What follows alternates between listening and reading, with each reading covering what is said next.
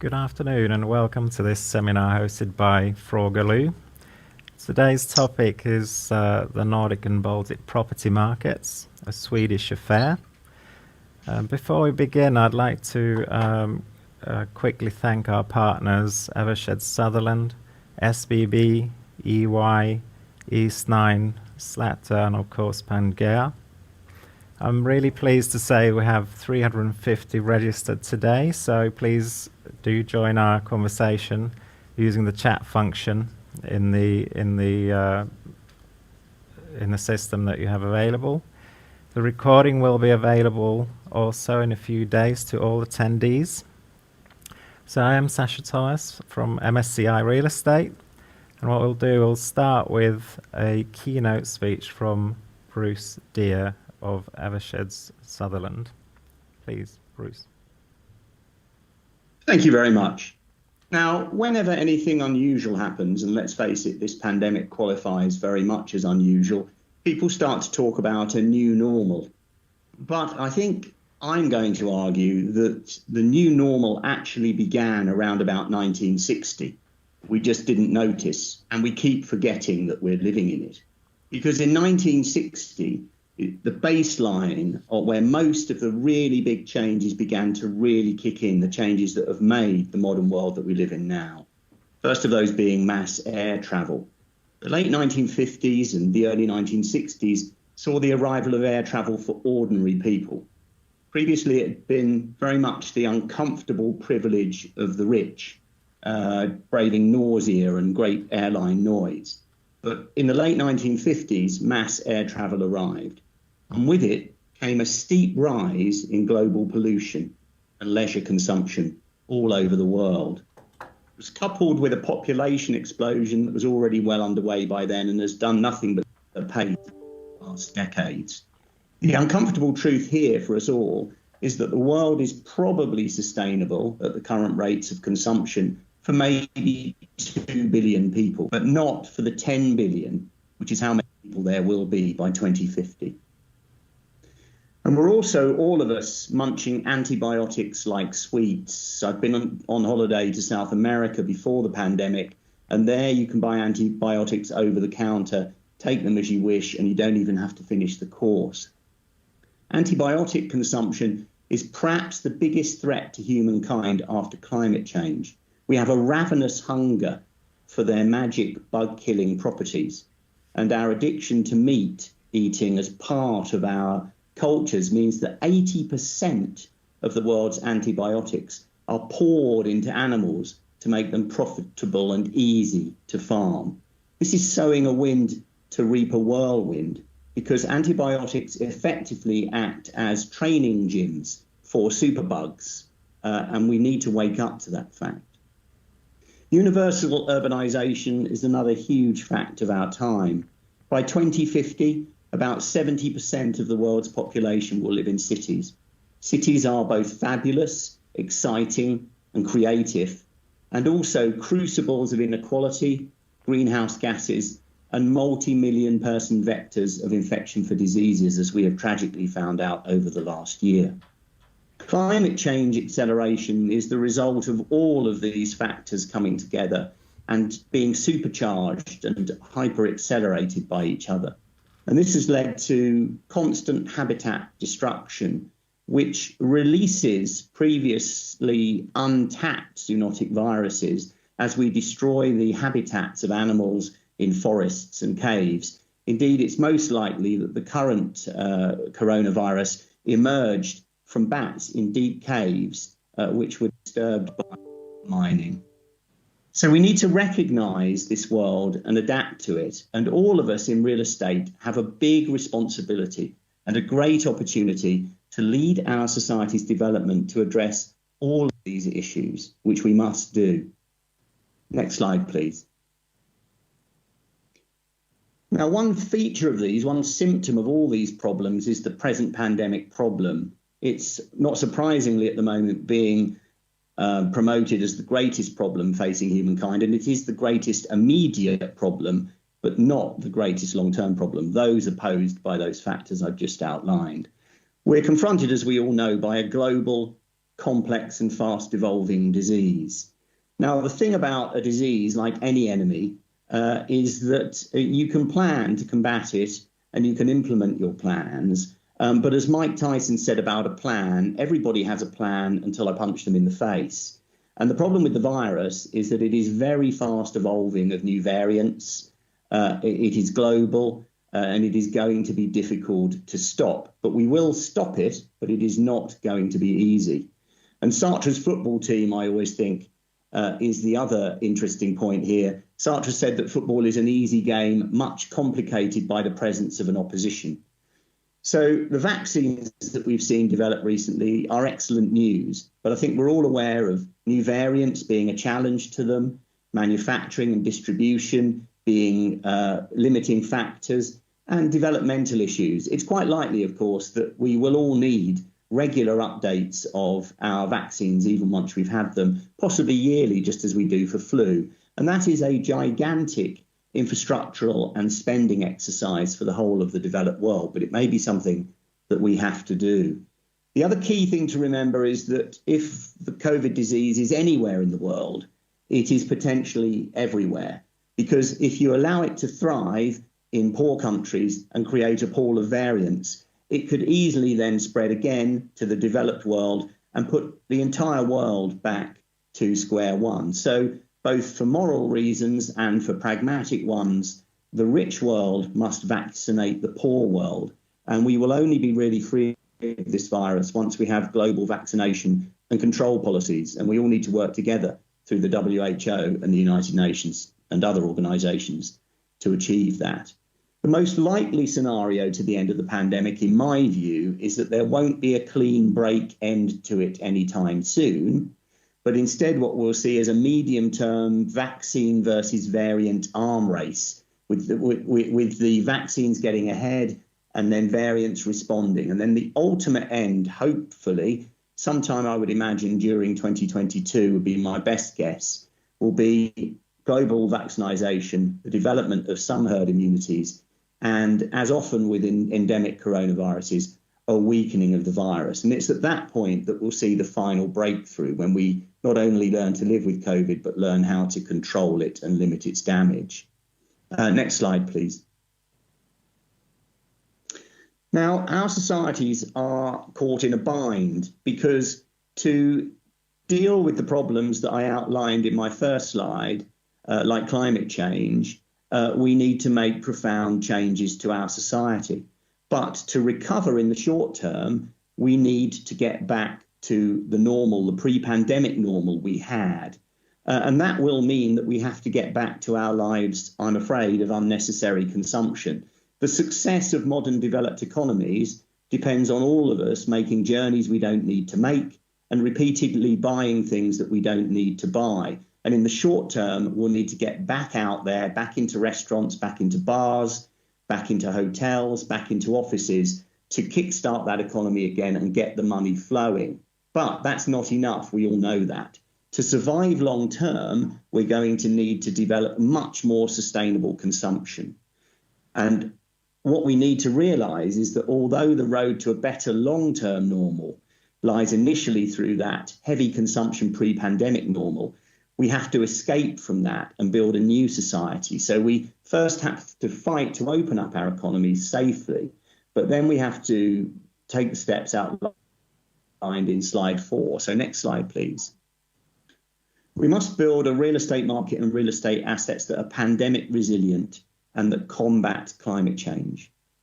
We must see an end to donut commuting cities where people all live round the edges and commute into the centre. In London, about 6 million people a day commute into the centre and then commute back again at night, thus wasting about 2 hours each way and sitting on really, really dirty tubes for a lot longer than they need to. We need to develop a multi-centred cycling and walking cities. And Anne Hidalgo, the mayor of Paris, has got a great vision for this. She imagines the 15-minute city, where everything you need will be within 15 minutes and you'll be able to get to it by cycling or walking. Sadiq Khan, the mayor of London, is very much trying to follow that vision. It's hard to do. but we must develop that multi-centred city if we are to make our cities sustainable and greener. You've heard a lot during this pandemic about offices being dead. Lots of people sitting at their kitchen table, normally people lucky enough to have a big house and a garden, saying that offices are dead. Well, they're not dead because offices have a really vital role to play in building team spirit, in delivering transactions, in training young people, in setting up those water cooler moments, those moments where you pop out to get the team an ice cream or have a chat and see how they're doing. You can't replicate that at home on Teams or Zoom, when very much it's a bit like putting an act on for the TV. You can't really read the signals behind the screen.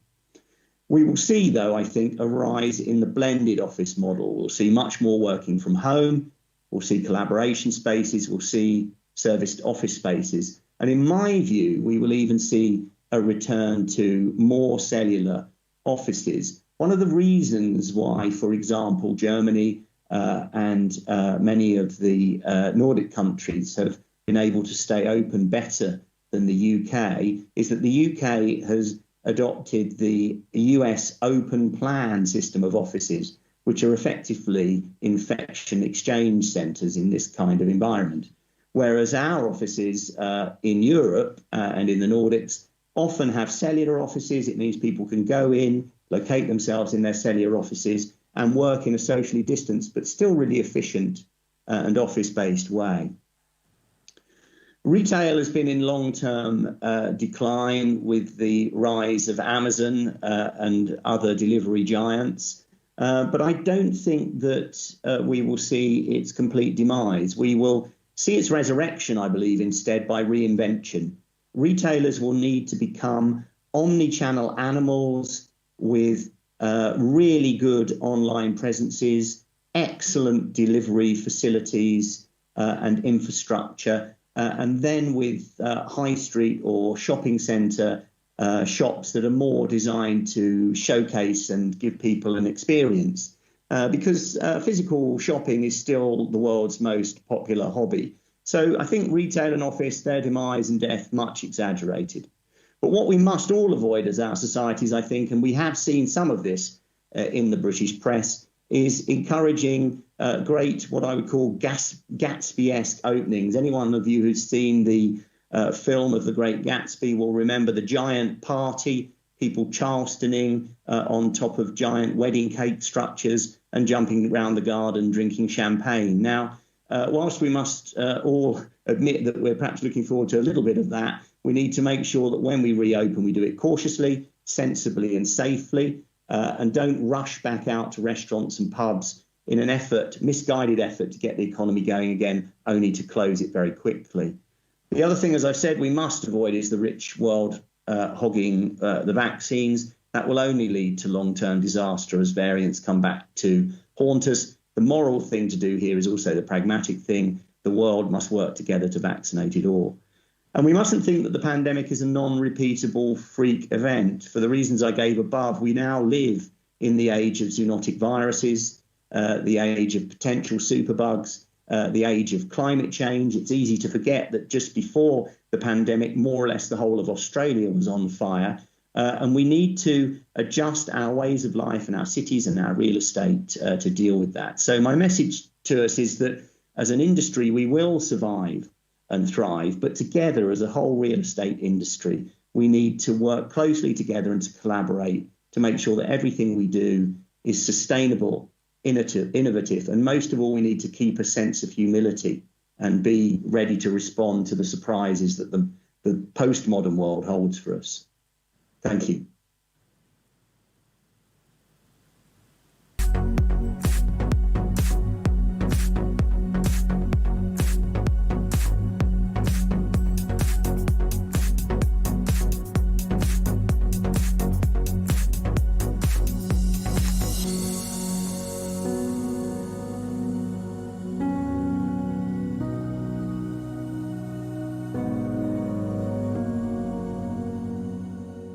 Happy to take questions, although we seem at the moment to have a slight technical hitch.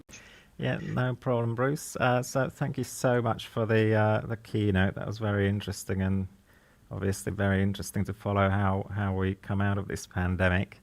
But I had a question which serves as a segue to the panel discussion, really. So how do London investors perceive the Nordic and Baltic markets? Do you tend to see them as one, or do you see them as 8 very different and distinct markets? I think the way that London investors view the Nordics has evolved over the last 10 to 15 years. I think going back to the early 2000s, I think there was perhaps a fairly primitive view of the Nordics as one market. Now I think most investors see them as different, very different markets, and indeed within each country, lots and lots of different sub-markets. So I think the same rules apply for London investors and UK investors, indeed any investor when looking at the Nordics as looking anywhere else geographically. And that is you look for the best markets with probably here the best security and the best covenant strength, tenants, the best possibilities, and then you follow those eternal, if you like, in investing criteria rather than trying to just see them as a block. That makes sense. Thank you.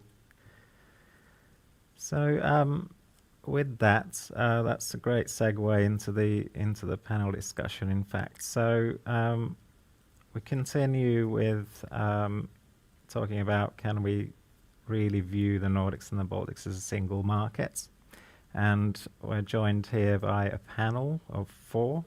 So actually we'll start from the far end there. So we have Therese Ratic, CEO of Arim. Then we have Peter Norhammer, CEO, Fund Manager of Mutual Real Estate Fund of NRP.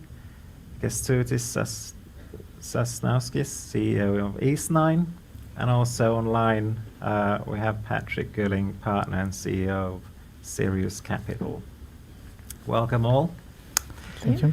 So what we'll do is I'm going to ask you to just briefly summarize the markets that we've asked you to represent. So I'll start in the order that I just introduced you. So Therese, could you talk about the Swedish and the Danish market? Yeah. So since the main question is about if we can see the Nordics as one market and then specifically Sweden and Denmark, it's easy to see that on a macro level we are very similar. I do believe that we even get more similar or become more similar in the sort of when we view how we compare to the rest of the Europe cope with the COVID situation, for example. We have strong GDP growth. We have a lot of fundamentals that are similar. We also have the sustainability impact and discussions on the level that's based on the culture that these neighbors have together. We can see that we have a strong Nordic sort of common ground. Given that, when we look at Sweden and Denmark again, if I can look at, for example, the real estate or the residential part of the real estate, there's differences in the legislation and regulations. We have, when it comes to the office sector, I would say that we are quite similar in terms of what we want to, sort of what we look for in the office space. But again, saying that, and I think we're going to come back to that soon, it's really different when it comes to how we find objects, how we find tenants, how we work with tenants. So it's really local markets when it comes to how we work with them. Okay, great. Then Peter, would you do the same for Norway? So just brief, how do you summarize the status of your current market in Norway? Yeah, first talking about the similarities and differences between the different markets when we're talking about the listed market. I would say the biggest differences are, of course, the size. The size of the supermarket, the number of companies being listed, and the liquidity of the stock being listed is really big differences between the countries. I think we have like 90 listed companies within the Nordics in total. If you add up the D shares and the preference shares and all the project developers and contractors, out of those 90 listed names, roughly 55 comes from Sweden. So Sweden and those companies add up to 80% of the total investment universe here in the Nordics. So Sweden is by far the largest market. Also in Sweden you can find ways to invest in the different sub-sectors and the niches. For example, we can invest in student housing, hotels, and community service companies here in Sweden. Those niches are not present in the other Nordic countries. So that basically that. Also, maybe the financial gearing is a bit higher among the Swedish companies versus the other Nordic companies. So that's the main differences, I would say. Okay, yeah. Great. And Kęstutis, you have the whole Baltics to cover. Yeah. Please summarize. A completely new region for many of you, but it's still in the Nordics, and it is actually fascinating that to most of our tenants and to most of our clients, we actually can speak Swedish. So we see a very big Nordic presence of companies in the Baltics. Baltics are smaller today. We are the only listed real estate company from the Baltics today. There are some listed funds in the market, but we are the only one company. So again, against 90 companies, it's a difference. But at the same time, I think what is exciting about the Baltics is actually that the Baltic market is growing much faster and comes at a higher yield level. So today, the Baltic economies are growing 3 times faster than the Nordics. It has been a case for last 15 years, last 5 years, and last 3 years. And even this year, we see that the drop will probably be smaller than in the Nordics. So overall, a smaller market, a very vibrant market, a lot of new construction, a lot of new projects, exciting projects, higher profitability, and everything else is very similar to the Nordics. So, great. And then last but not least, Patrick. Yeah, I would say that as for most of the other countries, we always tend to reference ourselves and compare ourselves to Sweden. So that's what I'm going to do also with Finland. I think the market in Finland started becoming more international some 5 years later than Sweden. That meant that we only had a very limited number of years before the finance crisis then put an end to the party. And the Finnish market was always, before the internationalization, it was characterized by 5 or 6 very large real estate owners and a very limited number of transactions. Then when the international players entered the market in, let's say, 04, 03 or 04 maybe, and more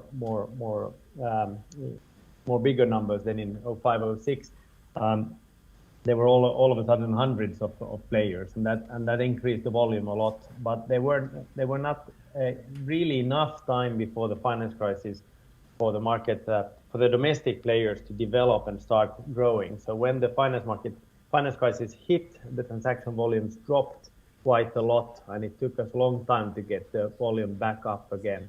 Now we've had some 10 years of a very booming market, which means that there are a lot of domestic players that have developed. We have some 50 domestic property funds. We have listed vehicles, not so many listed companies, but we've had both IPOs and then companies being privatized from the stock market. but we also have listed open-ended funds and so on. So now you have a completely different market than what we had just on the eve of the finance crisis. And that means that even if there is a downturn in the market, I believe that the volume will be sustained. So we saw a drop of 14% in the last year's volume, but we're still talking about a very, very high turnover of 5-6 billion euros, whereas in the years 10, 11, 12, we have maybe 2 billion a year in turnover. So the market is pretty liquid. The other interesting thing that has happened now in the past 10 years is that a lot of Swedish players have entered the market, both listed companies and non-listed companies. I would say that we have a dozen players, Swedish-based players, who treat Finland as their home market, and it becomes more difficult to really differentiate between international players and domestic players. And I think this is also very important because in Sweden there's an abundance of players, as Peter already mentioned, which keeps the transaction volume high. And now, since Finland is getting more integrated into Sweden, I think that will probably keep the transaction volume high if there were to be a prolonged downturn in Finland. So the market has developed a lot, and we're a completely different situation right now than we were before the finance crisis. Okay, thanks, Patrick. And shall we just do another round then, sort of digging a little bit deeper into the different markets? So, Teresa, you already implied that you have perhaps different strategies in different markets. Could you maybe expand on that a little bit more? Yeah. So I mentioned, for example, about the residential market, where we in the different markets have more or less regulations.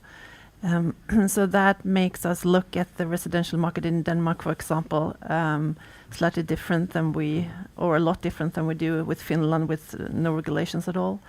We also have, when we look at Denmark and Sweden again, when it comes to the office investments, if I compare, for example, the capital cities, Stockholm and Copenhagen, there is so much, as we know, infinite almost land in Denmark, and we can see that on the rent levels.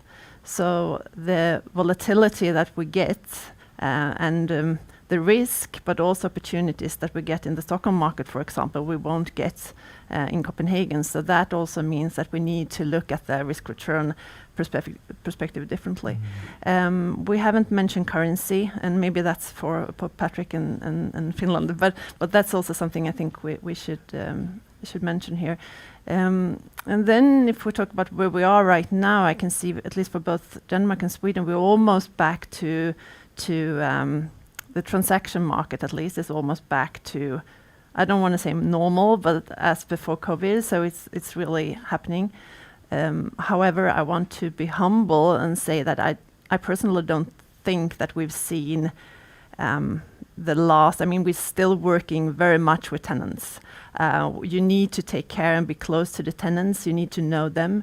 And that makes me want to point out that this is still a local business. So that's why we have local people in each market. It's nothing that we could have done from Sweden, as we have our main office, or even London. Yeah. Great, thanks. And Peter, from the Norwegian point of view, you represent obviously a Norwegian company. So you already started contrasting a little bit Norway and Sweden. Can you maybe expand on that? What's the differences in sentiment that you see now between Norway and Sweden, for example?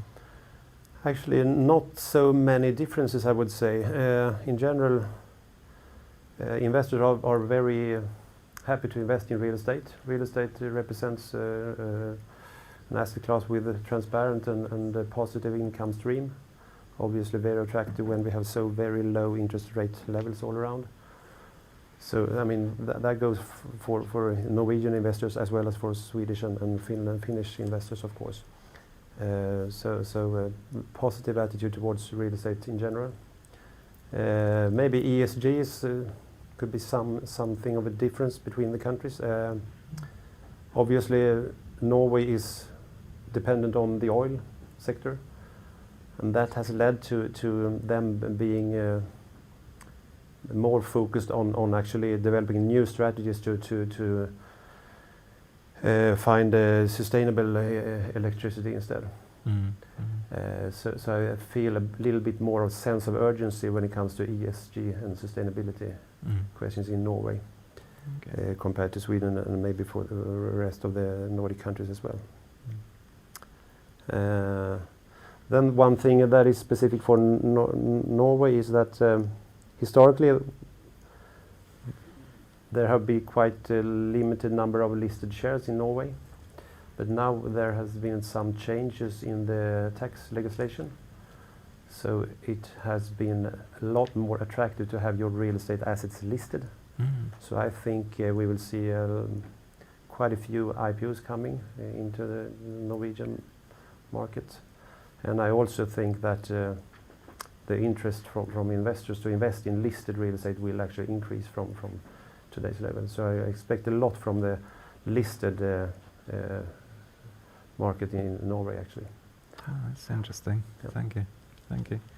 And then Kestutis, you already mentioned something about the Baltics. I didn't realise that a lot of the Baltics speak Swedish. So that is a link to the Nordic sphere. So how Nordic can you call the Baltics? I think you can call very Nordic in very many respects. I think if you look on the integration that has happened, especially it happened on the financial system where Nordic banks were really very early on investing in the Baltic capitals and the Baltic countries and developing their banking business. And today the biggest financing providers locally are actually Swedish banks, two Swedish banks, Swedbank and SEB. But we also see the Baltics, I mean, if you look at the Baltics from a bit of a different perspective, the three Baltic capitals are among the top 10 largest cities in the Nordics. And I think people don't realize that. And then, of course, we have a smaller real estate market. We have lower volume of transactions yet, but it's picking up. And if you look historically, Baltics has a very similar history as Finland, being a part of very history with Russia, and unfortunately the last 50 years post-war years in the Baltics basically were the Soviet Union basically deprived the development in that region.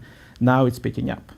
So we are in the Baltics maybe in that sense the market is more like Sweden office market 15-20 years ago when it was growing, when it was still companies were still relatively small but were accelerating really rapidly.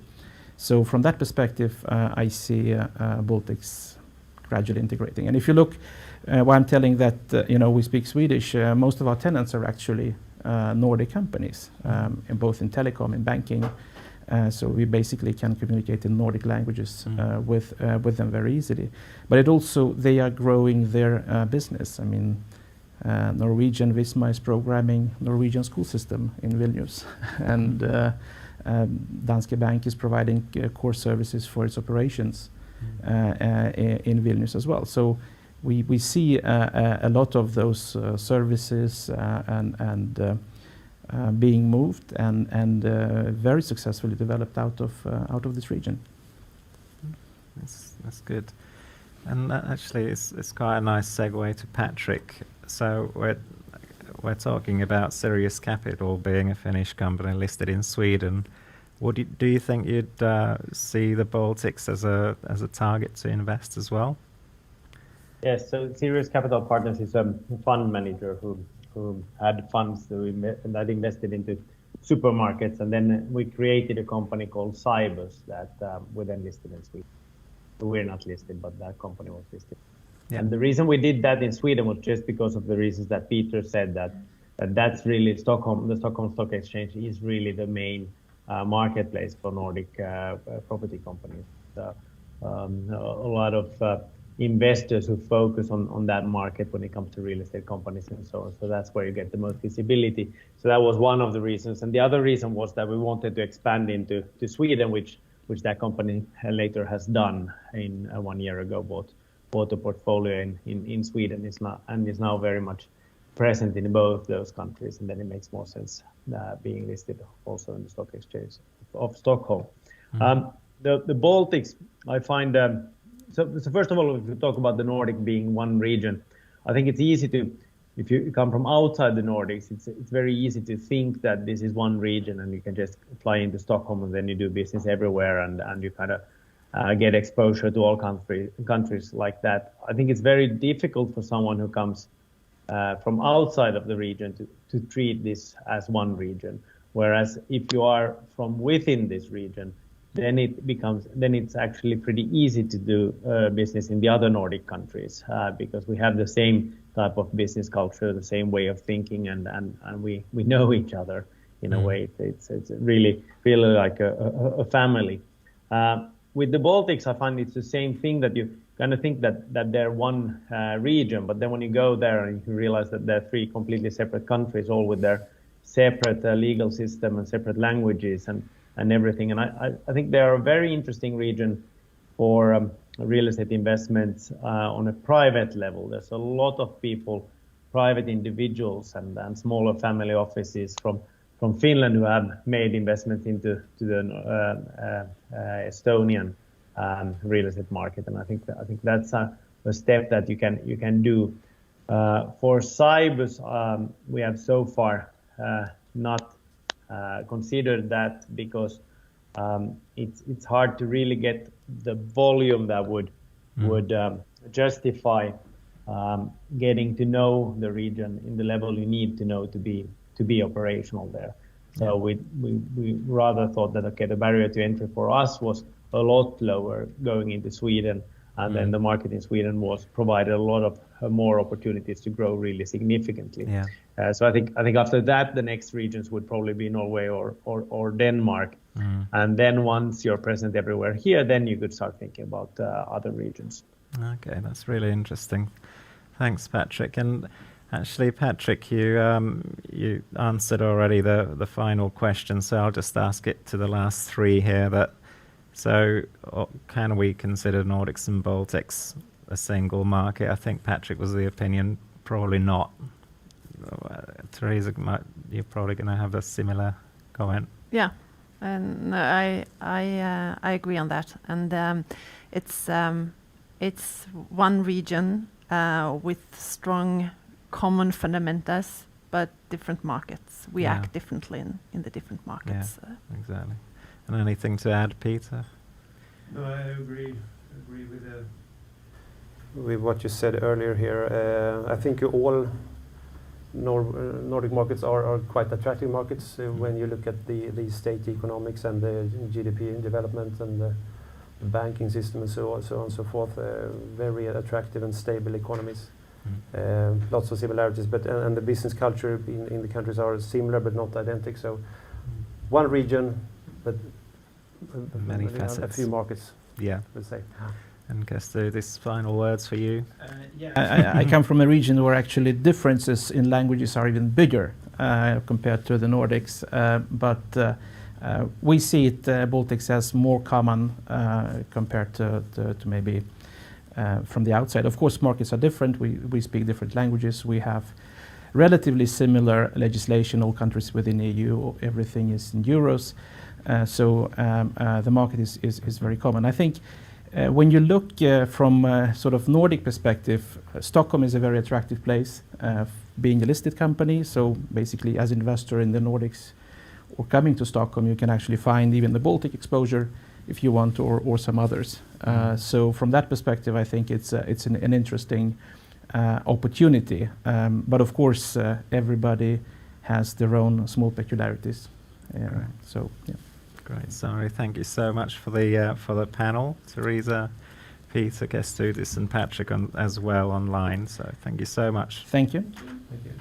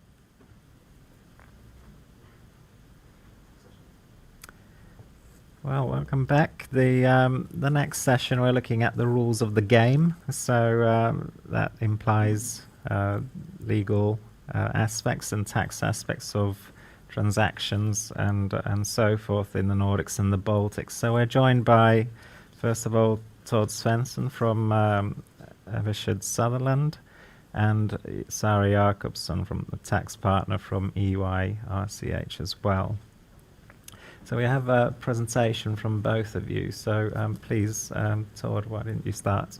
Yeah, most welcome everybody, and please let me start with a brief presentation. As Sasha mentioned, my name is Tord Svensson, and I grew up professionally with 5 years in the German mortgage banking industry many years ago, pioneering basically cross-border transaction financing coming into Scandinavia, Sweden and Denmark and the other Scandinavian countries. And then I've been, for the past 20 years now, long career history, a lawyer in Stockholm. So I heard some talks about now our formal panel about the languages and about the region and one region. And I thought maybe for the lawyers we would start with a brief lesson about the region, saying, okay, we have one region, 8 countries. And we had also the mentioning of languages here earlier, and we see on the map here 3 different sort of languages indicated. Light blue color is the Scandinavian German languages, and then with the green ones coming from an Indo-European, and then the Finnic ones in the blue. Sort of a basic introduction for everyone to know what we're talking about, since we are lawyers on the panel now. So I took this opportunity. And we also love definitions as lawyers. So we have the Baltics, which are the bottom right-hand corner 3 countries. And we have the Scandics, those are the mid 3 countries, saying Sweden, Norway and Denmark, defined by the mountain range going across. And the Nordics would be simply a short form from Northern Europe, sort of more covering many countries and what you rather would like to put in there. And we went now into the legal side and to see basically if there is any expectations for integration through regulatory initiatives. And the region is joined up, and there is a sort of legal background and legal history, which was codification starting by on the continent with Code Napoleon back in the early 1900s, and then coming through to the Bürgerliches Gesetzbuch under Kaiser Wilhelm. And then we had a tradition starting in Scandinavia, 1870s, with joint initiatives to create civil law fundamenta. And those, you could say, were very successful and has been very successful historically. And we have a most recent example lies 30 years back with the Common Sale and Purchase of Goods Act in the 90s, coming into a similar legislation across the Nordics, or across the Scandics rather. And then we have also initiatives with the Nordic Council and the Nordic Council of Ministers being on a governmental level, where the governments cooperate. Today, civil law, not. Today, they fight pandemics, of course, together, and they also look at fighting crimes and chasing drug dealers and stuff, but they do not look at sort of civil law kind of common fundamental reforms. EU, EEA, that is also rather a driver splitting up the region, since we have EU countries and we have non-EU countries. Also not much hope to be found there. And I think the Baltics are sort of a region where you have a Bürgerliches Gesetzbuch and a German sort of tradition still there with notaries and stuff, but not sort of a common ground. And some details as to the regulatory environment is that when you come to the Nordics, or when you come to this region, you can generally say that there is information available. You can do your due diligence, you can rely on the information in general. And there is also a trust in the legal system. Enforcing your rights, enforcing your claims will also work across the region. And specifics, there is a east-west split. If you go east, you need a notary for everything, or for at least there is often a notary involved. If you go west in the region, there is regularly not a notary involved. And if you look at share deals, assets deals, which is a sort of a common structure issue, that is basically driven by tax always. If you go with creating a structure with shares or a structure of assets. And what you could say with specific is also within the region, there are certain regions or clusters of doing business. In the Baltic countries, you see Baltic people doing deals across the region. If you go to the Öresund region, which is the south of Sweden and Denmark, you see the people there doing cross-border deals regularly, and you see those clusters. And I don't know if my 5 minutes are up, but I wanted also to touch base briefly on what can we expect to answer the first questions. Will we get integration through regulations? Will there be a more sort of cost-saving, cost-efficient, time-efficient, and also reliable structure coming through regulation? Yeah, possibly. Politicians, EU, I ruled that out a bit, didn't I? And then saying AI, yes, possibly. There could be some reform which we could touch on if we have time. Great. Where we see AI driving also reliability in the systems. Investors, yes, they drive very much the regulation and the innovation also of consultants, where we sort of export and import deal structures from London, from New York into the Scandics as well. And the other, there should have been a question mark on those others, because that was basically saying that there could be others, there could be a black swan, there could be a pandemic, there could be other things coming up, but on my horizon now there is only a question mark after that other. Great, thanks for that summary. And of course I wanted to thank the audience for listening, and also my colleagues for briefing me on all the insights on the various jurisdictions. Thank you. Right, thank you.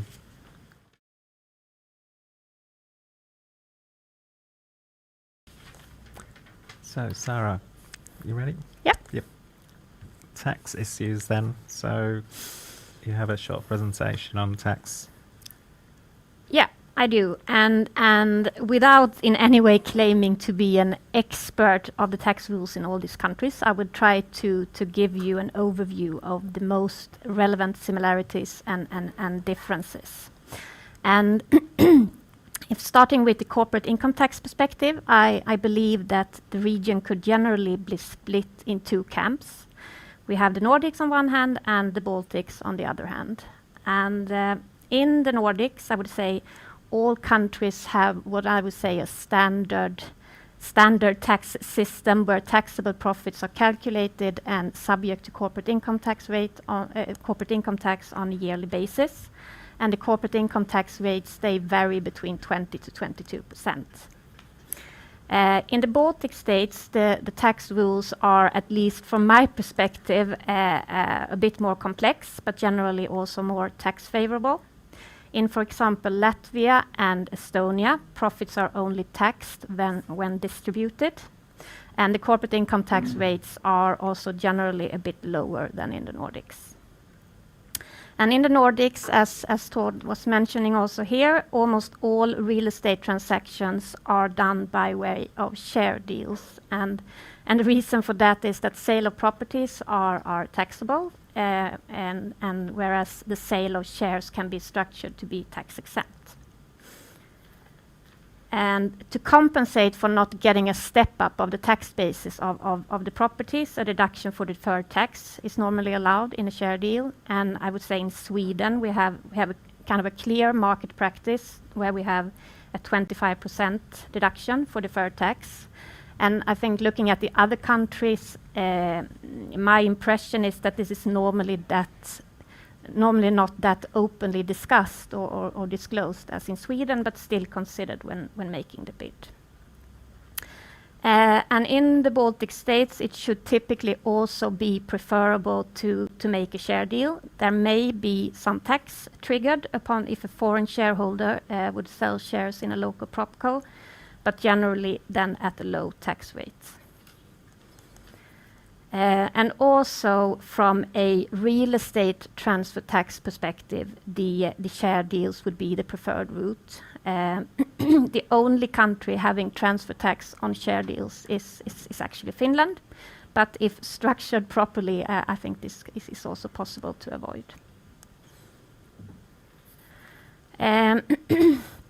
All countries in the region have implemented interest deduction limitation rules and generally covering both internal and external loans. The rules are based on an EU directive, and they are also very similar in general to the German rules, for those who are familiar with those rules. And the deduction for net interest expense is limited to 30% of EBITDA, and we have a safe harbor rule generally of 3 million euro. But here Sweden stands out and has chosen a safe harbor rule of only 500,000 euro, and then also applied on group level. As regards profit repatriation, I would say generally all countries have withholding tax on dividends to foreign shareholders, but typically dividends paid to an EU or tax treaty resident parent company would be tax exempt. Denmark has during quite a long time applied a very strict beneficial ownership concept and somewhat simplified to the extent dividends are automatically redistributed, or if there is a lack of substance in the recipient company, then the withholding tax assessment should be made with the ultimate shareholder or investor, and this regardless of any direct EU parent company. And I would say this is also a common trend within the European Union and in this region, and I think that in the near future it's very likely that we will see the same type of rules also in the other countries in this region. As regard interest payment, it's generally only Denmark and Estonia that would charge withholding tax on interest on intercompany loans. And considering the expected development as regards withholding tax on dividends, I think the general structuring advice would of course be to try to maximize the level of debt in the local propco. Few words on VAT. From a general perspective, the VAT rules within the region are more harmonized than the direct tax rules, but there are still differences. And unfortunately, the real estate VAT is typically the least harmonized area. But sale of shares and properties are generally exempt from VAT. Some countries have an exception for the sale of newly constructed buildings. Maybe time is running out, but just a quick summary, and I've got one question for both of you. Yeah. Should I stop? Maybe I can just have my conclusion here. Yeah. Even if all countries in the region, then except for Norway, is part of the European Union, and there is an ongoing harmonization of the tax rules in the member states, I think that it's fair to conclude that there are still important differences between the countries, and local tax advice is crucial to get correct input to financial modeling and also to optimize tax structuring. Mm. And actually, I'll continue from how you summarized there. So there is harmonization, and my question was actually, have you seen a trajectory in the right direction? Yes, I would say so. So we can assume investors will find it an easier path when it comes to I think tax. one example is the interest limitation rules and also the withholding tax issues that I discussed, where I think we will have similar rules in the future. Yeah, exactly. And from your point of view as well, could you say that there's more harmonization across the way the law works, or is it a different story? Yes, I think you could say it's a different story. Okay. It will rather be driven maybe by AI, as I mentioned, and maybe also the investors sort of pushing through for the integration, rather than that the legislator should find time to work on sort of big projects like they did in the earlier decades or centuries even. Yeah, exactly. And any other final comments, Sarah, on the tax side? I sort of cutting you short earlier. No, I don't know. I think that if looking at to compare to other markets a bit, and if looking at some of the general intentions of the real estate related tax law in the Nordics compared to other markets, I think one comment that you can have is that I would say that it's only Finland, as far as I'm aware at least, that has implemented specific tax rules that are applicable to mutual real estate funds, and this is very common in other big markets. And I think in this region, I would say that in the Nordics at least, there are generally this type of rules for security-based investment funds, but not for real estate. And I don't know whether could you have some sort of general feeling that real estate investments have not been a prioritized area for the Nordic tax legislators, perhaps. Could be. And is that a similar story with, and you have experience from Germany as well? What's the story in terms of, are the Nordics more difficult when it comes to the legal side as well? I think that they are not more difficult. I think the Germans, they are difficult enough, so to say, but definitely the rules in the entire region come from the continent. So I mean, there's no site of common law, there is no problem with title, you have a robust system in every jurisdiction where you can know what you have an easy access to knowing what you buy. I mean, there's transparency. Our firm's largest client in the UK is a Swedish bank, and they send people here to train the Swedish lawyers in how to establish what they're actually financing in the UK, because it's such a difference with the finding out the title. Yeah. So that's the main difference, sort of, and that you don't encounter anywhere in the Nordic region. Yeah, exactly. Okay, great. Well, thank you so much for your time. Both of you, thank you very much for the interesting insights to the tax and legal side. Yeah. So next we go for a short break, which I think will take to 5 minutes, I think. Thank you.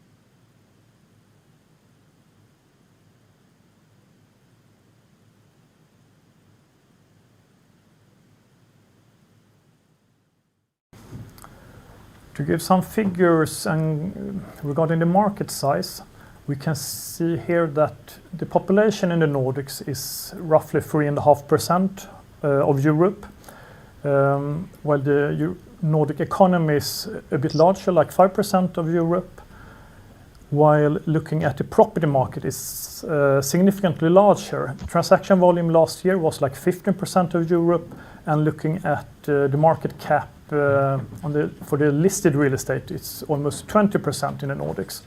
So the Nordics is a large and important market in terms of from a property perspective. I think we've lost sound for a moment. Would you go back a little? Yeah, like this page once again, or one more page, I think.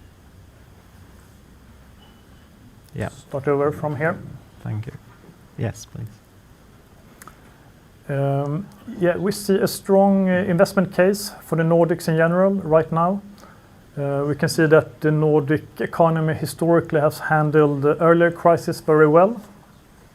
And the drop last year in GDP was about 4% in the Nordic countries, actually more or less the same in the Baltic countries.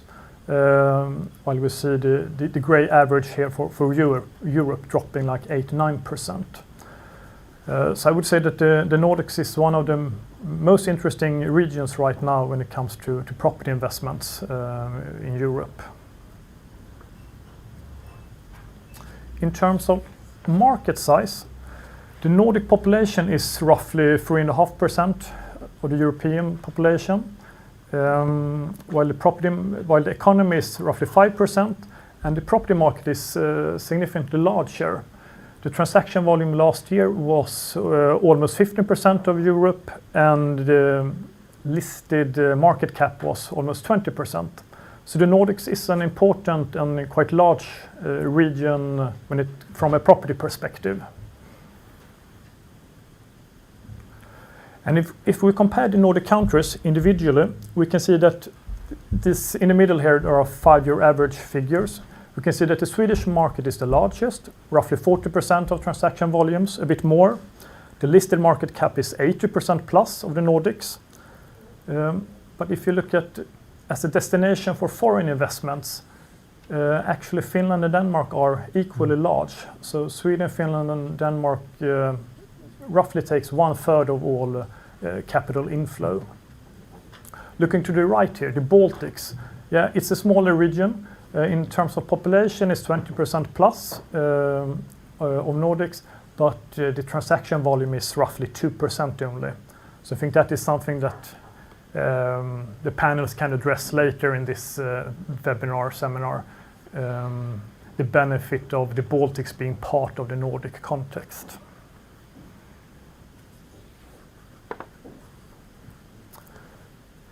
Of course, financing is very important. Right now, there are very low central bank rates across the Nordics, and it's a very small difference between the different countries, following a 3-step cut in Norway. Going forward, it's a bit more upward pressure in Norway, quite flat in Sweden, and perhaps a more downward pressure in Finland and Denmark, following the ECB rate more closely.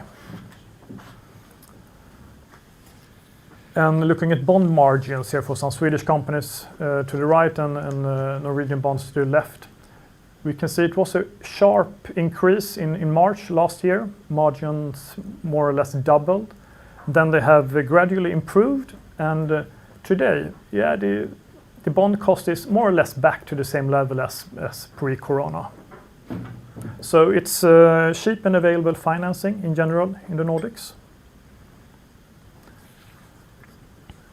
And quite important in a Nordic context is the institutional ownership.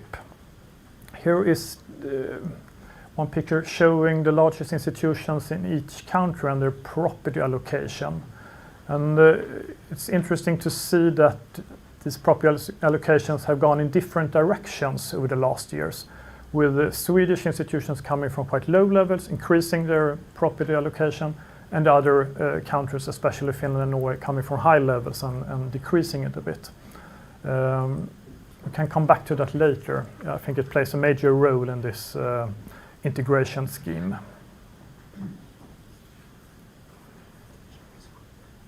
Then some words about the Nordic cross-border activity historically.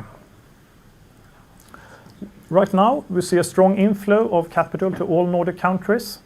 Last year, if we aggregate the numbers, the net investments summed up to 7.5 billion euro, so quite big numbers. Positive net flow in all individual countries. If we broaden the perspective a bit and only looking at Sweden, we can see that it was a big wave of international investments in the beginning of the 20th, starting like 2004 perhaps and ending at the financial crisis. After that, this red line, you can see that it was a net inflow of capital for many years. And then again, like 3 years ago, it started again to come up to big net investments in Sweden. So we have like this first and second wave of big international investments in the Swedish market. And if we compare these two waves, there are some differences. In both waves, it's a mix of international and pan-Nordic investors. a bit more Asian money in this last wave. But perhaps more interesting, we see more core capital coming from abroad right now. We also see a broader investment perspective, with also including resi, for example, and much focus on the logistics sector.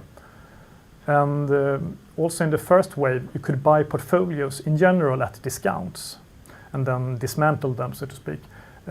While now it's quite difficult to find value-add deals, and big platforms are often priced at a premium.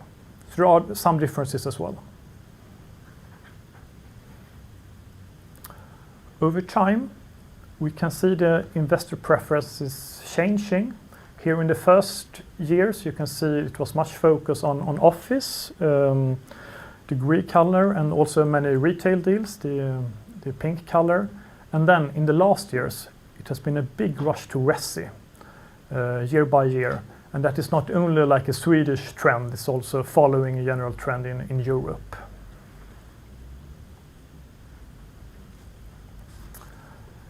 I think this is a quite nice overview of the top 5 biggest buyers in the Swedish market from a foreign perspective, year by year. You can see it's the names are changing, of course. In the beginning here, it was like Acta, Keops in top, and during the last years, you find more like Blackstone and Starwood and other names in the top positions. You can also see it's quite a mixture, 50-50, between pan-Nordic investors and more like global names. And just giving a very short feeling of some like big international flows coming to the Nordics. Yeah, for example, the Anglo-American big investors, they have been here like 20 years, starting with Blackstone doing their first acquisition in 98, I think it was. Complemented with Germans coming some years later, more focusing on single assets, and actually quite much focus on resi in the last couple of years. I don't know if you remember this, but for some time it was much talk about the three I's as well. Ireland, Iceland and Israel were quite active investors from small countries before the financial crisis, but not as active today. Instead, we've seen more Asian money in the last 3-4 years, focusing on office and logistics, and preferring a euro exposure, so having a preference for Finland also. And finally, the biggest investor group in the Swedish market historically has been the Norwegian investors, buying across all segments, and with strong competition in the Norwegian market, it's kind of natural to look at the big Swedish property market. So now we've talked about the inflow of capital to Sweden. In the last few years, these capital flows have reversed. So we just like to finish with pointing at the rapid Swedish expansion abroad. If we aggregate the numbers, we can see that Swedish investors have invested more than 200 Swedish billion in the last 6 years. Here you can see towards which countries and which sectors the investors have turned. Finland is the biggest destination here, but also we see both global and pan-Nordic investors and into a variety of sectors. And to give a feeling, roughly 25% of the capital during this period has been invested abroad from Sweden. It's a mix of institutions and listed companies, also some private property companies. Just giving some example of the key drivers behind this expansion. First, I would say that we have like an increased cross-border activity overall. So it's not a thing that only has occurred in Sweden, but I would say it's very hard competition in the Swedish property market in general. The investors are hunting higher yields abroad. This expansion is also driven by financing reasons, for example, turning to Finland and more cheap Eurobonds. And the Swedish companies they're very large, so there are some economies of scale in this expansion, and they're also possible to specialize if you're a large investor to a larger extent. And I would like to finally point to 2 groups who have driven this expansion to a large extent. It's the very big Swedish listed property sector, valued at a premium, being very expensive, and also like the institutional ownership in Sweden increasing from quite low property allocation to a quite high property allocation today. I think we could end there. Great, thanks so much. It was very interesting to see the different markets and where the money is flowing and how the integration has developed. One thing I'd like to return to is the sectors, really, which sectors have people invested in and investors gone into. Is there any link between the region and sector? So would investors go for offices in Sweden, resi in Denmark, or something like this generally, or?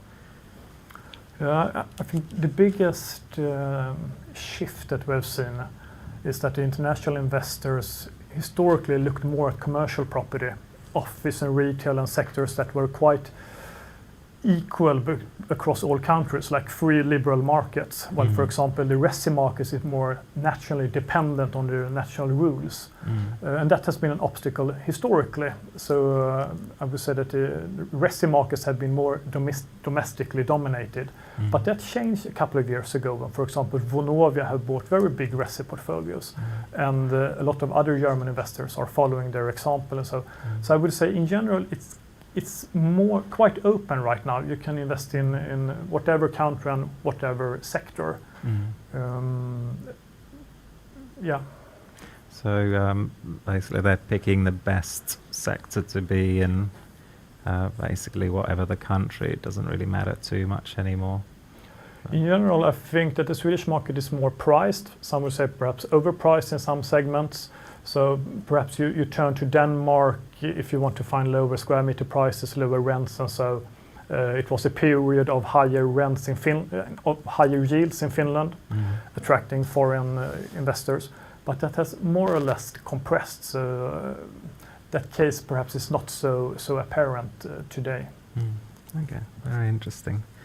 Well, thank you so much for your presentation. It was a very, very good insight into how the integration of the Nordic markets has gone.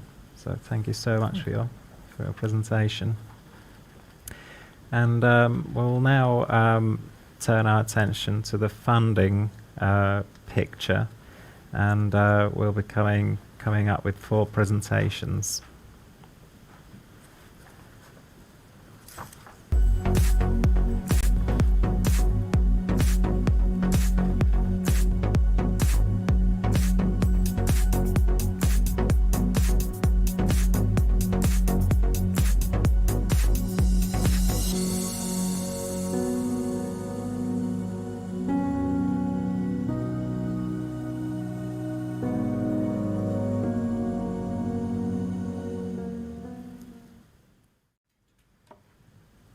So welcome back. So we are talking about financing in the Nordic market.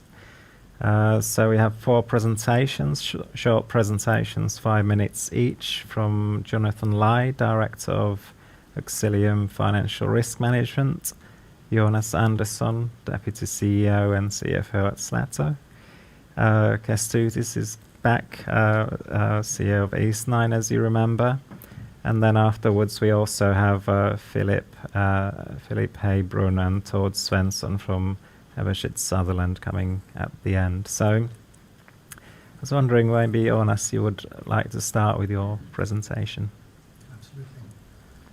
So thank you for the opportunity to be here. So I've been asked to speak briefly about the funding climate in general and how the sentiment has been affected by COVID. Excuse me. We have a small technical issue. 1 second. Kestutis, maybe you could start first. I think we're fixed. We're fixed. Okay. So let's try that again. So thank you for having me. And I've been asked to speak briefly about the funding climate and how the sentiment has been affected by COVID. So let's start off briefly with equity. And in my view, the availability of equity is strong across all investor types. There's a high interest to invest in real estate from institutions, listed entities, funds, and private investors alike.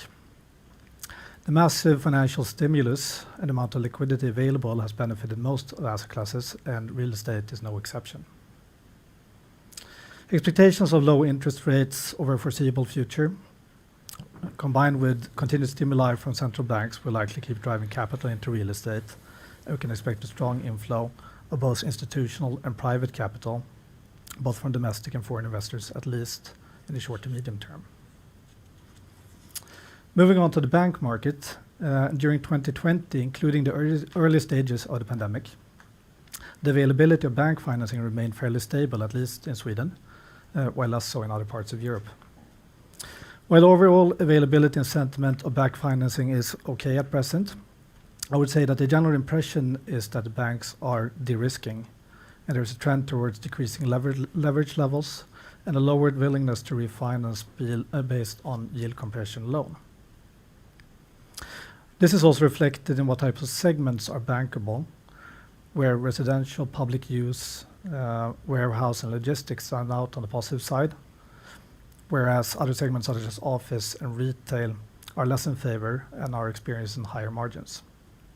Although naturally there's a spread within the segment as well. Overall, while the impact from COVID on the availability of bank finance has been surprisingly low, we can expect some banks to be more cautious in terms of asset types and counterparties going forward, and we also can expect some upwards pressure on margins. This is highlighting the need for alternative sources of financing, such as the bond market. If the bank market held up better than expected, one of the most obvious effects of COVID could be observed in the bond market. And if the last 12 months has been somewhat of a roller coaster in the real world, it's fair to say that the same goes for the bond market, in particular the high yield segment. Following the outbreak of the pandemic, liquidity disappeared more or less overnight. And when it started to return, there was a flight to safety, and credit spreads between investment grade and high yield bonds widened sharply. While the investment grade market normalized fairly quickly, high yield funds had massive outflows in February and March, resulting in a dry spell with very few deals being done basically from February to August. In September and October, we saw a high activity level in the bond market, and it has also opened quite strongly in 2021 with unusually high activity, in particular in the high yield segment, while investment grade is a bit sluggish. As liquidity has returned to the debt capital market, it's likely that the trend of property companies diversifying the funding sources by issuing bonds as a complement to traditional bank financing will continue.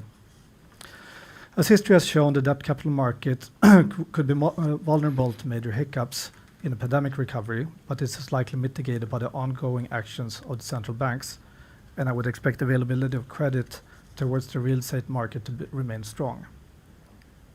Having said that, it is likely that the widening credit spreads between in favor and out of favor segments of the real estate industry will remain. I would also like to touch briefly on alternative lenders such as financial institutions offering bilateral loans and debt funds. After quite a few years of being talked about but fewer deals actually being made, we're starting to see more direct lending, and hopefully this will serve as an additional source of capital to diversify the sources of funding in real estate. We see direct lending being used especially in three types of assets: low risk and stable assets where direct lending competes directly with bank financing, high risk mezzanine type of financing, and other type of deals where there's complexity. Typical upsides of using alternative lenders is execution speed, flexibility in terms of structuring, higher LTVs, and longer durations. On the flip side, it often comes at a higher price. To sum up, in spite of a turbulent year, financing conditions overall look fairly healthy at present, with high levels of equity being available and debt capital markets being offered for business. There's also a positive trend for alternative lending. However, we can probably expect banks to focus on serving prioritized clients, reducing LTVs, and increasing margins going forward. Thank you. Great. Thank you so much, Jonas. Kęstutis, the Baltic region. Thank you very much. I was asked to speak about the Baltic financing opportunities. And Baltics, of course, is a smaller market compared to our neighboring Nordic markets. Nevertheless, as in the previous presentation, what I mentioned is that the Baltic market is dominated primarily by Nordic banking institutions. The largest top largest banks here in Sweden are the dominating banks in all 3 Baltic countries, providing relatively similar financing opportunities for real estate investors. From our perspective, we see that margins are very similar to the Nordic markets. The LTV levels are also relatively similar to what we see here, with maybe one biggest difference is that in the Baltics, the amortization levels are significantly higher. So if you borrow from a bank in the Nordics, you probably do not amortize on your loans, at least at a certain LTV. If you borrow in the Baltic banks with the same parents, your amortization schedules are relatively steep. And as a company, we amortize, for instance, 3.5% of our loan stock annually, so which is quite heavy for a growing company. Other than that, financing is very, very similar. I would deem that availability hasn't changed due to pandemic. There are some real estate companies that have been affected. We fortunately were not very heavily affected during the crisis and haven't seen a change in the banking appetite on the transactions that we look. But I could say that probably there is a difference between higher risk objects and lower risk objects for the appetite. So there we probably see a higher differentiation overall. The other aspect in the Baltics is that we still lack green financing, and I would encourage all the banks to work faster on this. Today, green financing is not really available within the banks, and overall, there is no allocations for green financing within the bond market. If we look at the bond market overall, it's still very underdeveloped. It's very early stage. The real estate bond issuance maybe is around 50-60 million euros only, which is nothing in the Baltics. But I would really encourage bond investors to start looking more seriously in this market, because the risk-reward patterns are actually very, very compelling, and they could be very nice opportunities, even though from smaller levels. All Baltic countries are in euro.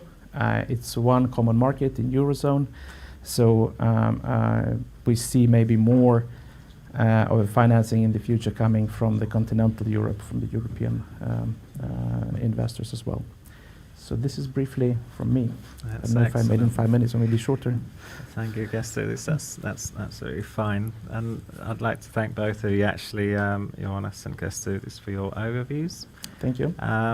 We'll next move to Jonathan Lai, talking about FX strategies, which Gesto has already implied. Jonathan, are you online? Hi. Good afternoon. Afternoon. So please, I think you should be able to share your presentation. Okay, so first, thank you very much for inviting me to speak.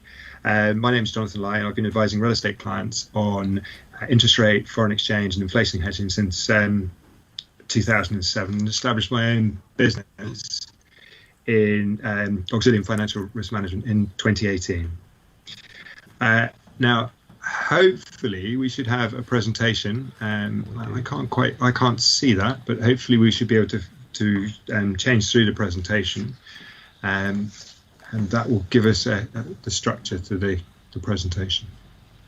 So we should now be on the second slide, which is talking about what we'll cover, yes. And we'll essentially go through why we hedge, what we should consider hedging, how we hedge, very, very briefly, the basic products, and then some other things to think about, and then summarize that very quickly.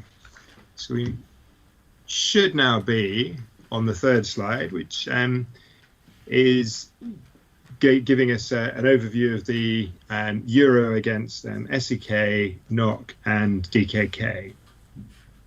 Essentially, the point of this is to show that the currencies move in quite a considerable range. And to put that into context, an investment of 10 million euros in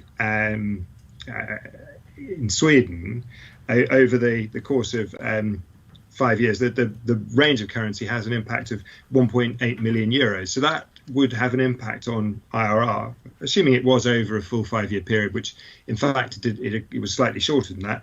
It would have an impact of about 3.5%. So you can see that this movement in currency has a potentially significant impact on the returns that you could receive. So moving on to my next slide. So what? Currencies move. We know that, but what should we consider doing? So that depends upon really what we're trying to get from our investments. If you're looking at an opportunistic return, that's a sort of 20% IRR, perhaps you're not so concerned about the impact of 3.5%. And the point you probably make is that actually I'm not going to be going in at the worst point and leaving at the worst point. I'll be somewhere in between. I think it is worth noting, though, that the spikes that you see on the charts initially were at moments of distress earlier, about this time last year, and that might have been that you could be not a forced seller, but perhaps an encouraged seller at a point that you might be trying to sell your most liquid assets. So being hedged could have been very helpful at that point in time. So first of all, understanding what your investment objectives are is important. Then, have you got any natural hedge? What currency is your hedging in? What currency is your financing in? What's the purpose? Next, thinking about. Yeah, I think, Jonathan, you can continue. Okay, brilliant. Thank you. So perhaps you've borrowed in a different currency, and you're looking to hedge that exposure. One thing to encourage is hedging at a point of exit. So if you're a cross-border investor and you've decided on the sale price of your asset, you've looked at the spot rate at that point, understood what you're going to get returned to your investors in your home currency, between signing and confirming the sale price and the currency could move against you, and that would be a really important point to be considering hedging. So what instruments are available to you? Now we should be looking at a slide that has FX forwards, FX options, and a cross-currency swap.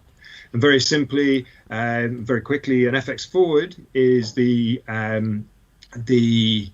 obligation to exchange currencies at a known rate at a known point in the future. Things to consider with this are credit and liquidity. You have to be able to potentially pay collateral over the course of the trade itself, as it will be an asset or potentially a liability to you. And again, that requires a credit relationship with your counterparty. FX options, they are the right but not the obligation to exchange currency at a known point in the future at the strike rate on the option. This will never be a liability to you once you paid the upfront premium, and it acts like an insurance policy. The third approach, and there are others, but these are generally it's best to keep it simple with FX hedging. The third approach is to use a cross-currency swap. And this is a way of hedging a series of cash flows over the life of an investment. Perhaps you've lent in SEK from a euro source of funds, or any of the other currencies. And there are several ways of doing this. This could be a floating cross-currency swap where you're paying Stibor, for example, and receiving Euribor plus a spread, you can fix one of those two legs, or you could have fixed. You can have a final and initial exchange, and there's a number of different ways that can be structured. It can be a very appropriate way of creating a synthetic income in a different currency, but there are risks associated with it because of the very prescriptive nature of each of the cash flows. Now, moving on, there are other things that we need to consider within the FX hedging world. The regulations are important, and if you're considered to be a financial counterparty, the collateralization requirements are more stringent, and that potentially causes challenges in itself, especially for real estate private equity funds, where the availability of cash is not necessarily very easy to come by. Calling from investors for collateral purposes is not necessarily something people want to do. Liquidity. It's often said that an unrealized FX loss is not going to kill you, but the requirement to pay or post collateral tomorrow, it could require or could be impossible, could create all sorts of stress. So you have to consider liquidity and the availability of it when you're looking at your FX hedging. Credit is another point we've already mentioned briefly. And a subtle point on the benefits of the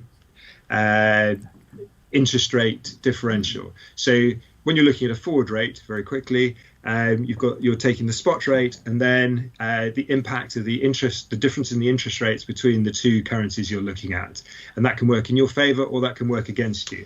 When it works in your favor, that's great, because it can cover some of the cost of hedging and making a hedging decision easier. So, as I said, we'd be flying through this because I'm probably running short of time already. So we've had a look at why hedge. That should be really driven by your business plan and what you're looking to protect. Understanding your hedging objectives is key. Am I looking to protect my equity that I've injected initially? Am I looking to be unhedged through the life of my investment and then just hedge at the end when I've agreed a sale price? So being very clear on the strategy that you're going to employ. There are a couple of straightforward and simple instruments to use, and it really is best to keep it simple for hedging purposes.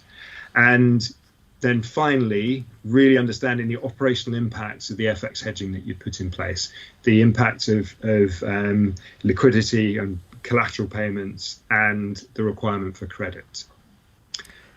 I will hand you back now. Great, thank you so much, Jonathan. It's a lot of material to go through in such a short time. Indeed.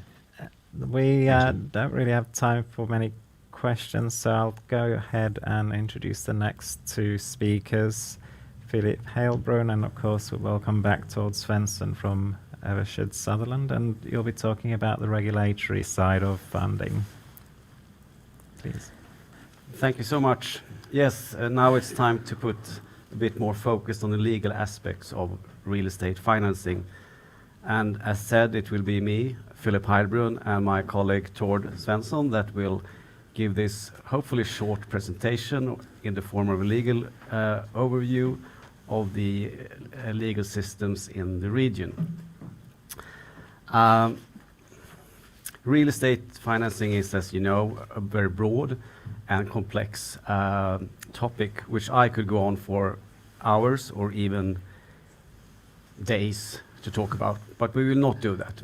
And as an example, when Tord started in the German banking business 4 ages ago, he spent 1 year of trying to lay out the legal map in this specific region. We will do that in 5 minutes, so bear with us. To be very precise and in essence, availability of financing in a legal market assumes that also the legal systems in the various jurisdictions are up for it. This means that there has to be an effective legal environment relating to contract law, security law, enforcement, and unfortunately also disputes. It happens sometimes that the parties does not always agree on things, or things end up in the wrong way. Legal systems will also need to be well prepared and well tested for real estate financing, and in order for lenders to assume risk in the regions and provide financing, the most common liens that you typically see in real estate financing must be available. And the good news here is that we can all mark a check for these requirements, because at least in our view, the legal systems in the region are robust and well prepared for the future and complex real estate financing transactions. Having said that, that is the main rule. Of course, there are local differences in all the jurisdictions. Sometimes there are large and difficult differences. Sometimes it's just details. We should be able to say that in general, local mandatory law applies to taking security, maintaining security, and also certain limitations in relation to legal entities to provide security, as security for the financing. I should also mention that a trend or something that we have seen in the market for quite some time has been that the transactions are more and more complex, and that leads, of course, to more and more complex financing transactions as well, including extensive security packages and also new and other types of legal challenges for us as advisors. Could also mention that at least happy for us that when you do real estate financing transactions, there's a lot of documentation that we need to take care of. And one trend that we have seen and will see more of in the future is that the documentation that is used in the market is influenced by the Loan Market Association, and most likely the influence will increase in the future. In the real estate financing market, you still see a lot of locally based templates, but we believe that that will change.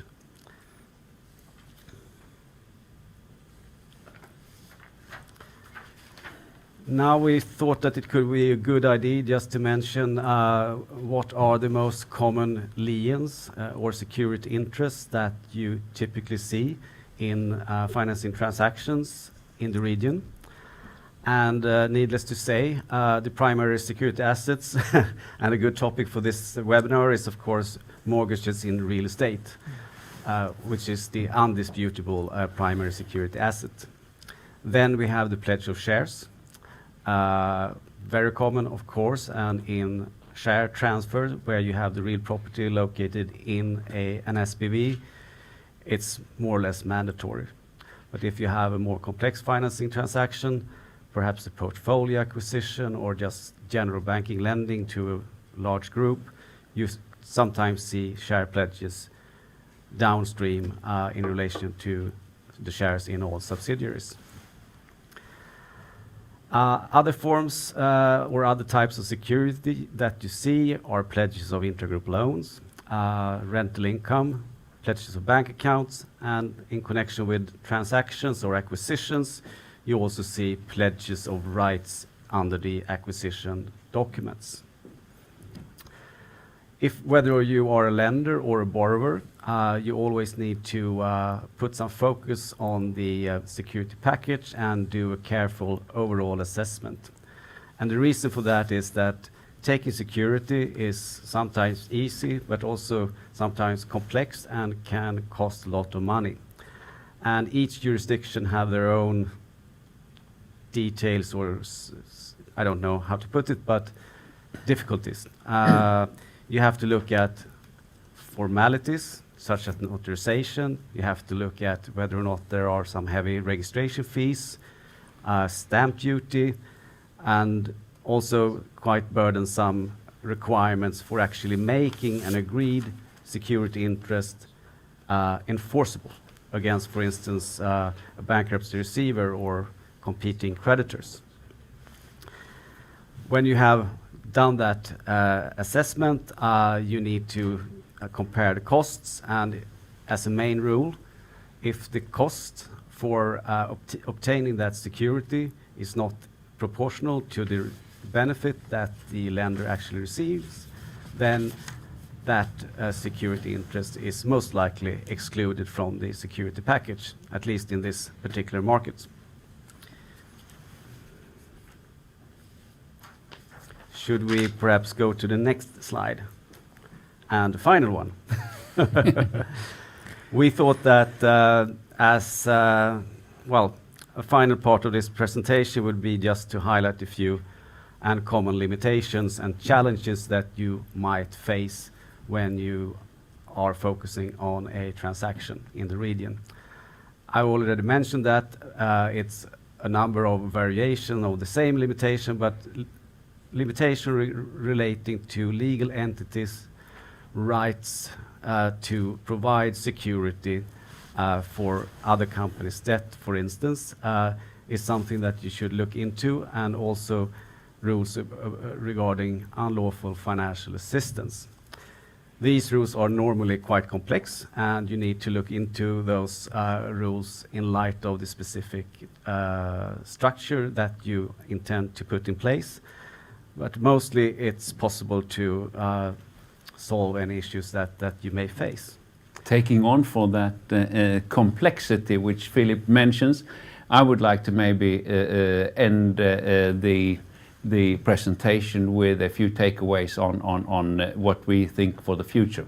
As Philip also he has said, complexity, yes, and that comes with what we think also the LMA influence, which is there and which will continue, but also we see a trend for investors and for borrowers and for banks to use their domestic own documentation. If it's a German bank, they prefer to do German law and then simply apply the local rules for their security. That is a trend, definitely. And also one further trend is the AI, which we mentioned.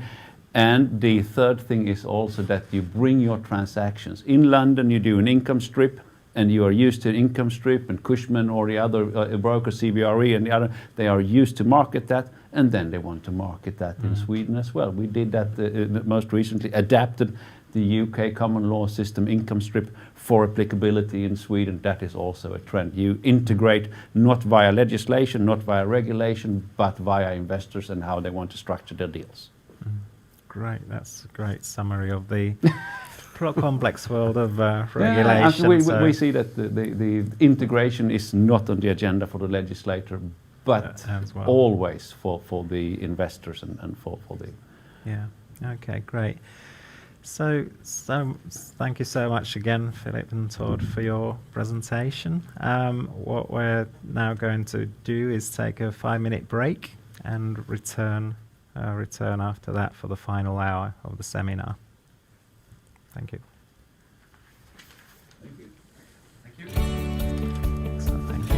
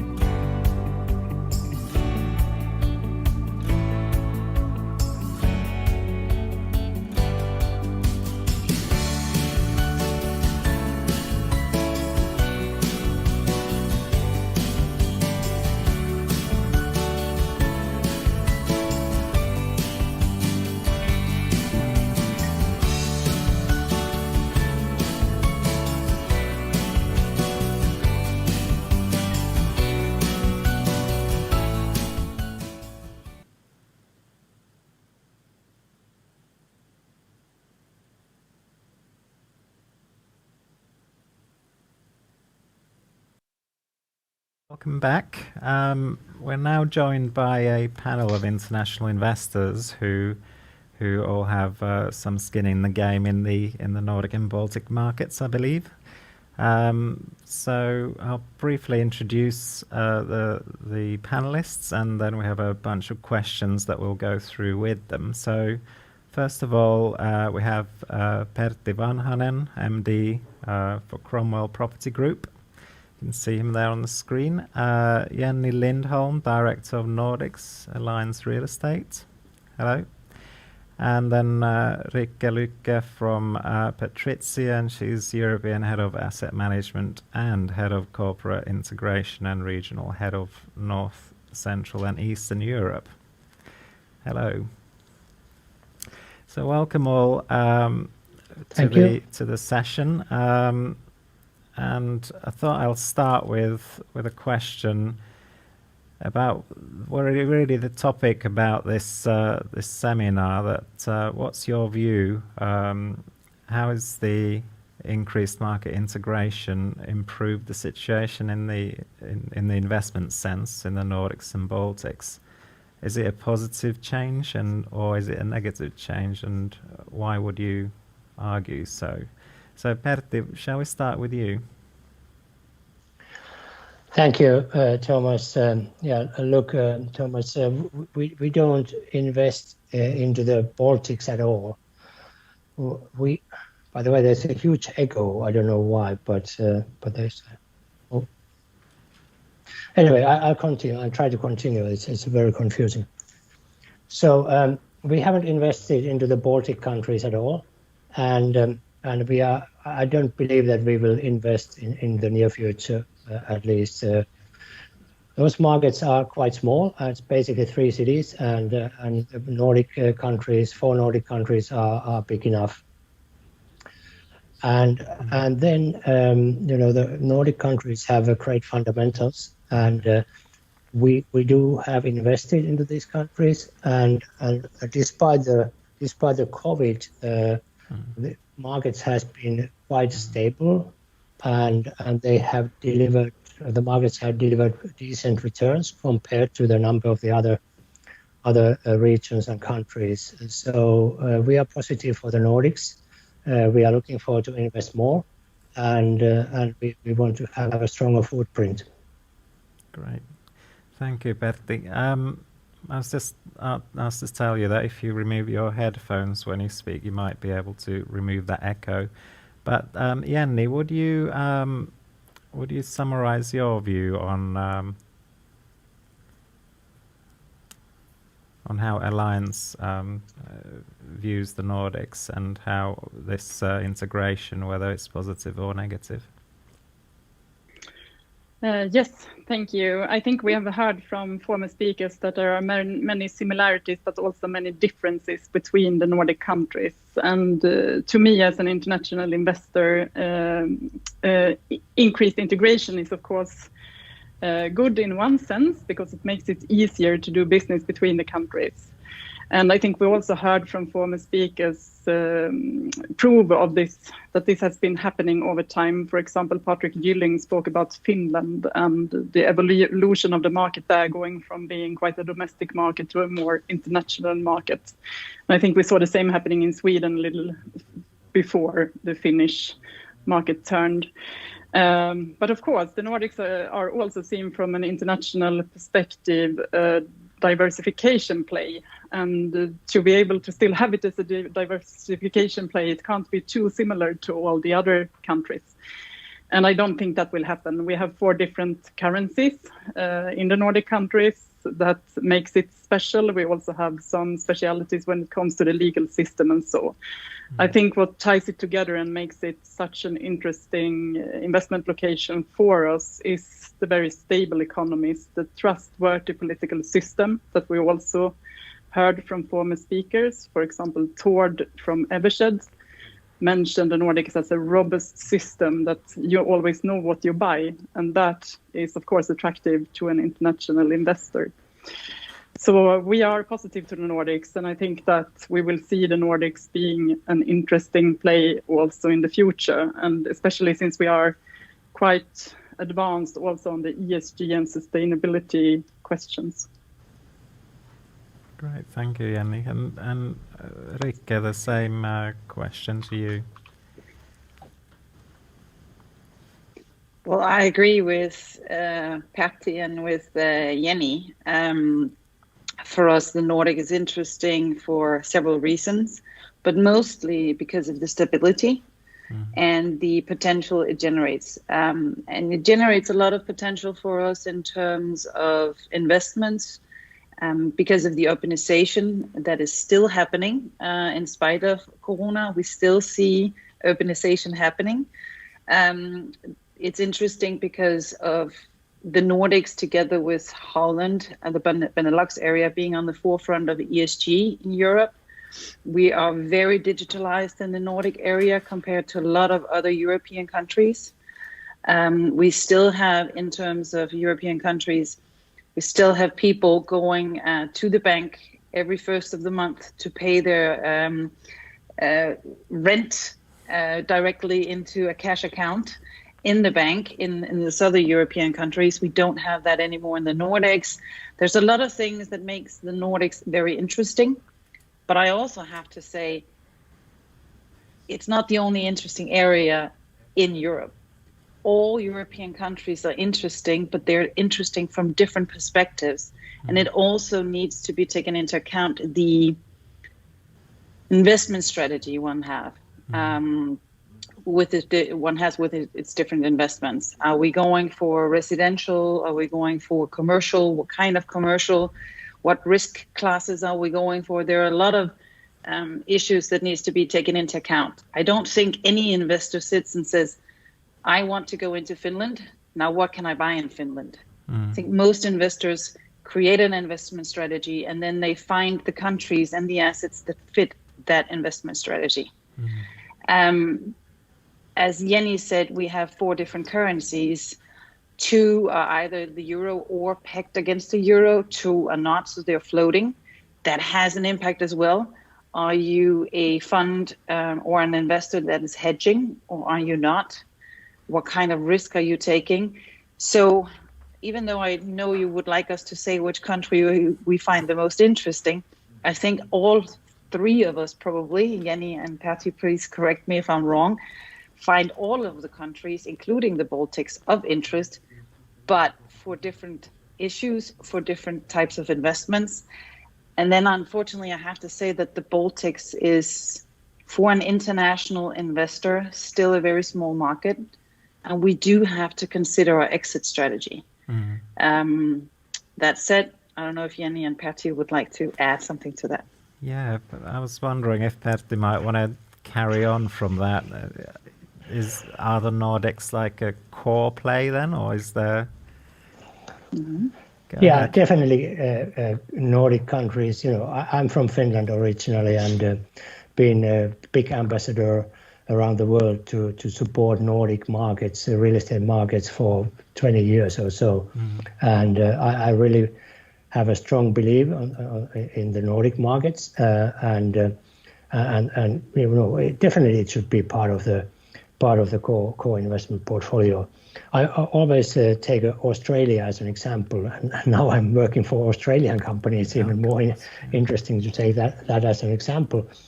But anyway, if you think about Australian real estate markets, roughly 18 million, whatever, population, the size of the Australian property markets is 1/5 roughly about the Nordic property market. So, and people like to go there. Maybe it's a long haul flights and the business class and whatever. Of course, it's an English-speaking world, but nothing. I don't want to take anything away from Australia, but the Nordic countries has its play. I said in the beginning that we don't go to the Baltics. I don't see that we will go to the Baltics in the near future at all. And why is that? Is because of the population is shrinking.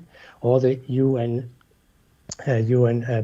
forecasts of population until 2100 is proposing, of course, the European population as a whole is shrinking, but the Baltic countries are not in a good position because of that. And also the size of the markets is very, very tiny. Like mentioned here already, exit strategy. I don't believe that would work out very well for our investors. Definitely, I'm very positive for the Nordics. Liquidity is there. ESG has been mentioned already. Population growth is somewhere there, as urbanization will continue. We don't see that big political crisis, even that the tabloid news would like to make a big political crisis from the tiny things. But the stability is there. We have natural resources in all countries. We are well behaving, good citizens in the European context. So I think that we should see more and more investments, and also we should remember that professionalism has been increasing massively. We are kind of pushing each others to be better and better here in the Nordics as well in the Europe. So I think that's a big benefit for the Nordic people and real estate people. So great, thanks for that, Pertti. And Jenny, would you agree with most of those points? What's your view? Yes, I do agree. Even if that's the boring answer, I do agree. And I must add also that we are not looking into the Baltics either. The Nordics is our core play, but the Baltics are seen to be too small markets, to less liquidity at this point. So for now, Baltics are not interesting for us. Maybe I can add to that given the current situation, I think the Nordics looks interesting also from a governmental debt point, where we came into the crisis with low governmental debt levels. That will hopefully help us to support companies and businesses going forward to come out of the crisis in a better state. I think also if you look at the office sector, it seems in the Nordics we were already quite adapted to the work from home and the flexible working environment. And my personal view of that is that hopefully we will come out of this better with our offices already being sort of adjusted to this new normal going forward. So I hope we'll have benefits from that, but it's too early to tell yet. We'll see. Yeah, exactly. And Rick, you sort of started the ball rolling with this last round, so I think I'll actually tap into your comment where you said every European country has their benefits and their own niches, and the attractiveness is there if you look for it. So would you push the Nordic countries and the Baltic countries higher up in your desirability list, or do you have such a wide range of parameters when you consider investments that actually you don't have a country by country list? Yeah. I think we're on mute. Thank you, Patty. We invest a lot of money every year. We currently have under management more than 46 billion euro under management across Europe. We have, of course, a large portfolio of residential investments. And until recently, residential was mostly seen as a play in Holland, as an investment play in Holland, Germany, and the Nordics. More and more, we now are going into France. We've just we acquired something there 5 years ago. Belgium, we're going into Spain, Italy, UK is a huge play for built to rent. So, and in the same sense with the commercial properties, as Jenny said, offices, for example, in the Nordics, we have been very lucky in the Nordics to have had the flexible working. A lot of people have been working both from home, had the ability to work from home because we are so digitalized in the Nordics. So it was a fair and quick turnaround for, I think, most offices in the Nordic area to just, pick up your computer and go home and start working from there. You were used to it. That was not the case in the same sense in the Southern European countries. So we see differences. I am a huge fan, I've always been a huge fan of the Nordics, and will continue to push for the Nordics. But of course, we do have different investment schemes. We have more than 40 funds at the moment and investing in different types of assets, different kind of risk classes across Europe. So I don't have a preference as such to countries. my heart is in the Nordics, but it will always be, as I am a Nordic person. Yes. But my brain is based on the investment strategy of the fund currently investing. Yeah, exactly. And are you looking to invest into the Nordics right now? Yes, we just actually did a deal in Sweden, a residential deal in Sweden. We're very much looking into more residential deals across the Nordics, but also some commercial deals. So we did a value-add office deal in Denmark a few months ago, total refurbishment that we want to do. So we are definitely looking into more acquisitions in the Nordics. The Nordics is a central part, as some of the other countries are in Europe, but it's always part of our investment strategies for Europe. We don't have any funds saying no Nordics. We have funds saying including Nordics, but not solely Nordics. We don't have any funds that are just for the Nordic area. So it's part of a strategy rather than a strategy. Yes. Yeah. And Berti, is that how you approach the Nordics as well, or does Cromwell have Nordic funds? I think you're on mute. Yep. I think you're on mute. Yeah, sorry about that. That's all right. So we don't have yet any Nordic funds. I started 17 days ago, so I haven't had enough time. So just kidding aside, but what is interesting that we have a Singapore-listed REIT investing only into the Europe, and the size of that REIT is already 2.1 billion euros. And of course, the capital is coming from that part of the world, most of the capital. And that fund has invested almost 100 assets, and it's a very widely diversified between the European countries, from Italy as the most southeast part of the investments, and then of course coming to the Nordic countries as well. So we are looking for additional investments in the Nordics, and what already Rikke mentioned, those sectors of course are in our interest as well. I think that we are able to take a little bit more value-added risk than some of the investors, and personally what I'm very interested in is wooden buildings, and you know, whether it's a Swedish residential development made by wood or wooden building, CLT, cross-laminated timber also. So those are the kind of things I'm interested. But basically, it's about the quality of the asset. Of course, you rank the countries, you take a look on all the fundamentals. But you know, look, it's really that your quality of the asset, and I think that every company has a ranking system, how they classified and compare asset in Stockholm versus in Munich, for example, or the asset in Paris compared to the Copenhagen assets, and you know, what is really the outcome, and if the asset and all the other fundamentals are better in the Nordics, we do the transaction in the Nordics, of course. No objections. Yeah. And Jenny, I guess Alliance is going to have quite a similar approach, or is there any differentiating factors there?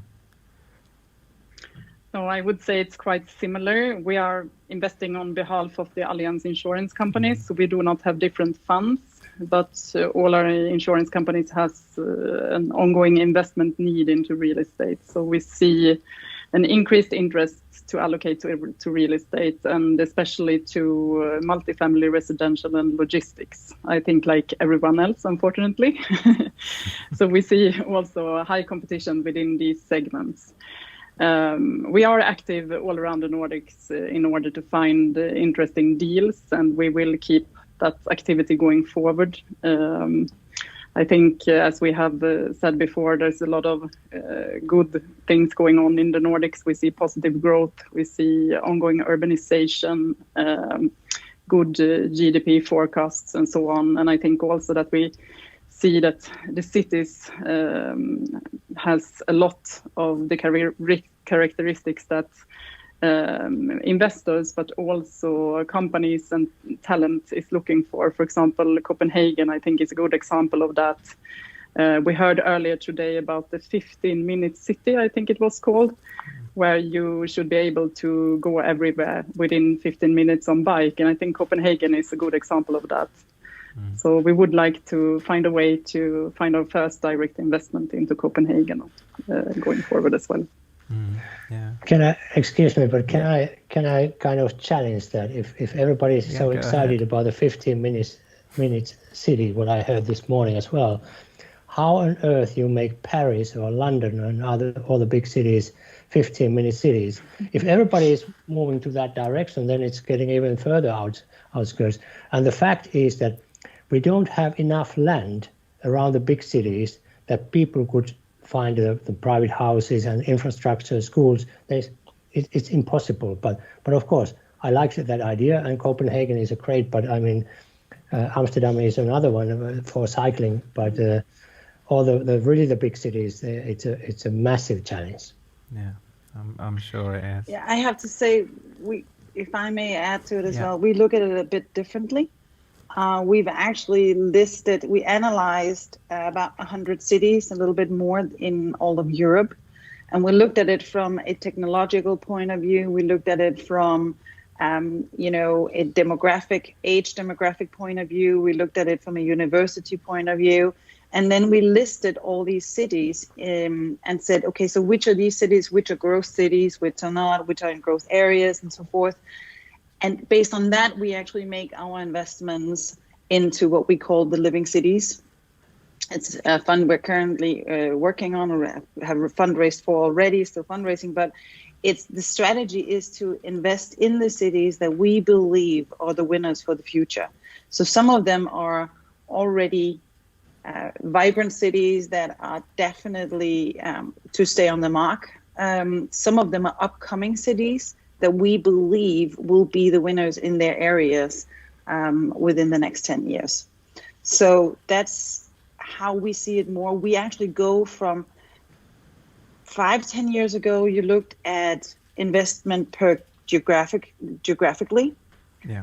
We don't look at the borders anymore because we are all now used to investing. All the international investors are used to investing in all kinds of jurisdictions with all kinds of legislation. What we're looking at is sort of take the borders away and then look at what cities are actually the interesting cities, what's going to continue, what's going to grow, and what's still going to be in fashion, so to speak, in 10 years' time. That's where we look at it. So for us, whether the city is, I sit in Copenhagen, where I live at the moment, whether the city is Copenhagen or Malmö is not really the important thing. The important thing is it's that region we believe in. So we're just going to take the best investment in that region, whether it lies in Sweden or in Denmark. We have means to overcome that. Yeah. And I think that's the important thing here is we're going more and more away from geographical borders and more into technology, urbanization, demography, and so forth. And I don't think we're the only investors doing that, I have to say. Yeah, and in fact, one of my final questions was that which sub-market is the most attractive, and I think you've already said that that's too simplistic. But can Pertti or Jenny throw in their hat to one of the regions in the Nordics? Jenny, you want to go fully first? agree. Yeah, I fully agree with Rikke. I think we also have more of a city view, not a country view in such sense. And we do challenge the different cities against each other to find the best investment. And I wouldn't say that I like one of the Nordic cities or regions better than another. I think that we can find interesting investments in all of them if we just do our best.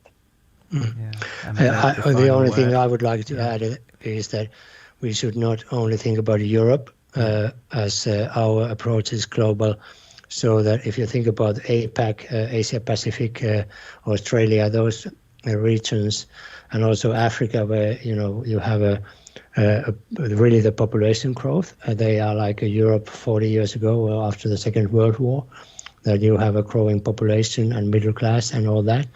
So I think that's something that we are very interested as well. But I agree what Rikke just said, and Jenny, so that it's really that everybody is ranking those winning cities or the best cities on this planet and in Europe and try to find the best suitable assets. At the moment, the sectors are in favor of really the logistics and residential. And I wouldn't be surprised that one day we will find out that actually some kind of entertainment will come back and hotels or something like that, but it will take some time and the vaccination needs to go forward. Yep, it's a quality of assets at the end of the day. It is, and that's a great reminder to finish up on. So thank you so much, Pertti, Jenny and Rikke, for your time. And we'll wrap up there. Thank you. So, thank you. Thank you. Bye bye. The next session we'll have a look at the crystal ball, and we'll be inviting some speakers onto the stage here. But we'll take a very short break in between.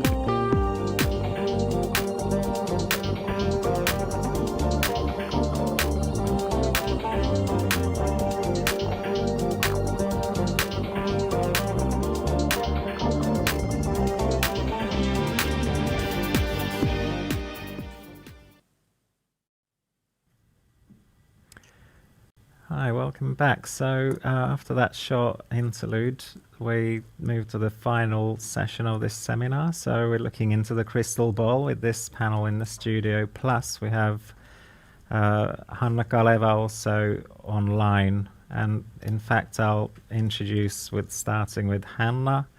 So Hanna is MD of KTI. So she's joining us online.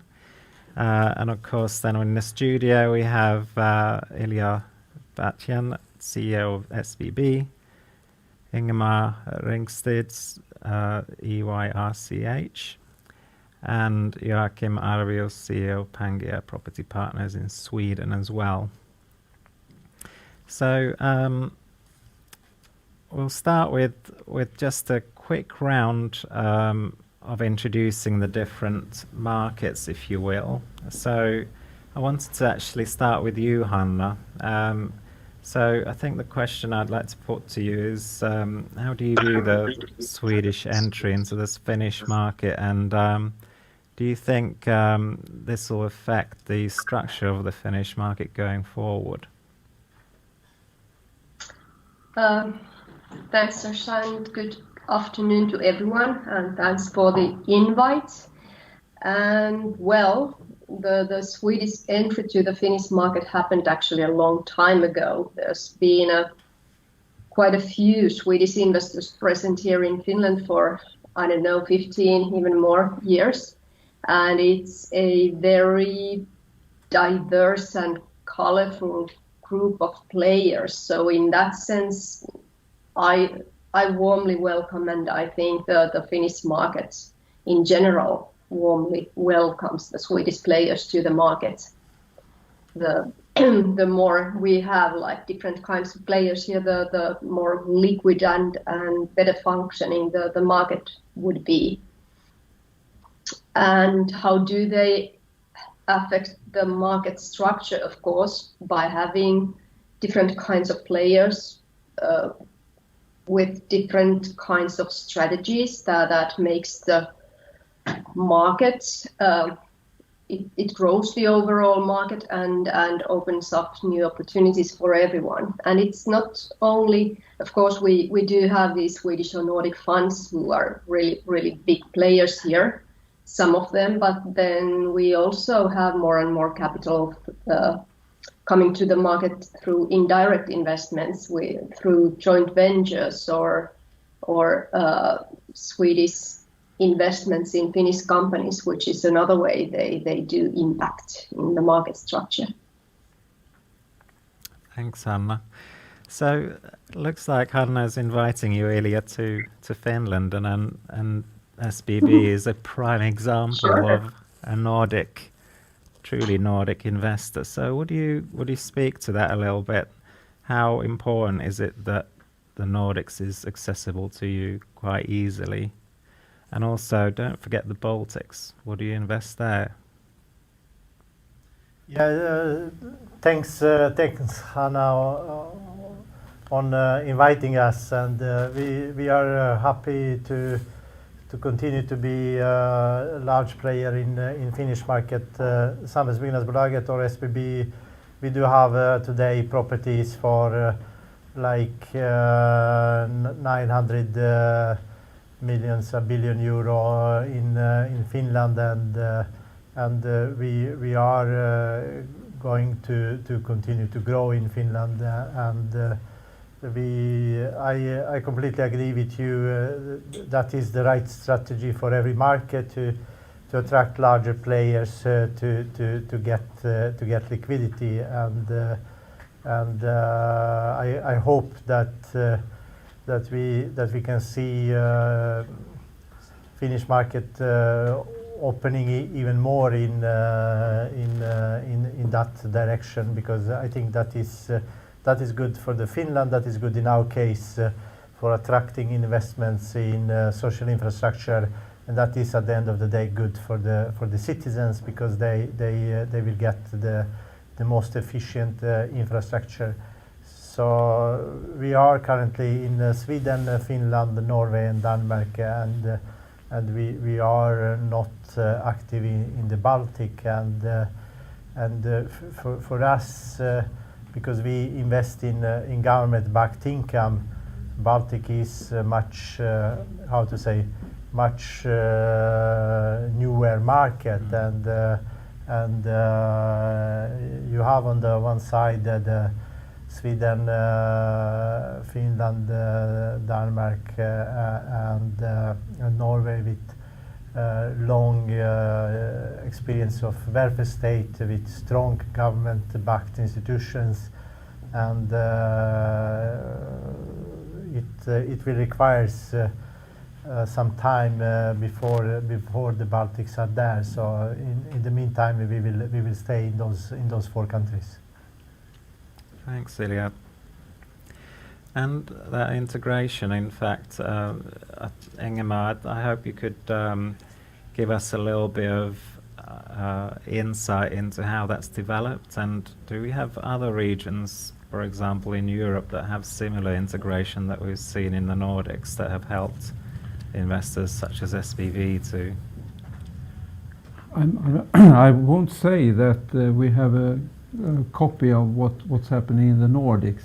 We can have a discussion on Benelux and that stuff, but I think perhaps the Nordic is more of a region than anything else we have in Europe, I will say, and I think it's good as much as we can integrate the market and the investments in the Nordic countries, because I think it's a better chance that someone from Asia and America look upon the Nordics as a region, because it's big figures and big entities and big markets are more interesting than small ones. So yeah, true. I think true. It's good. And do you think this integration has brought efficiencies to the Nordic region as well, Ingmar? Yes, I definitely think because if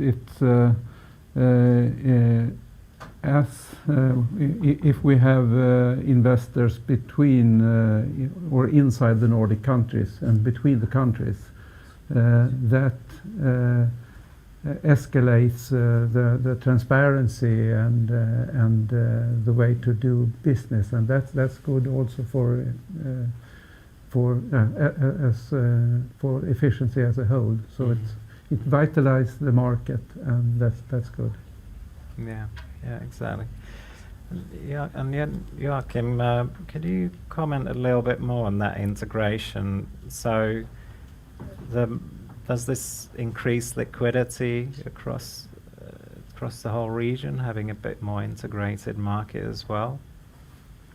Yes, of course. I mean, integration leads mainly to more competition, and that's always good in the market. And I mean, we have a quite integrated financial markets now that is getting more and more integrated, I would say. Still, we have some differences within the legal system and when it comes to management and so on. But it's competition is always good, and integration is driving the competition. And I think Ingemar also alluded to the fact that the Nordics as a whole becomes more sort of attractive for international investors. Would you back that up as well, or?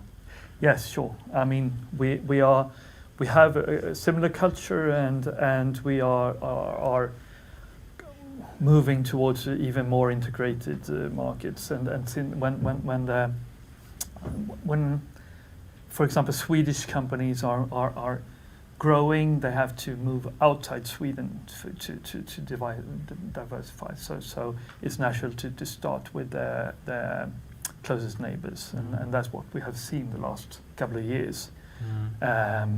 So it's getting more and more integrated, I would say.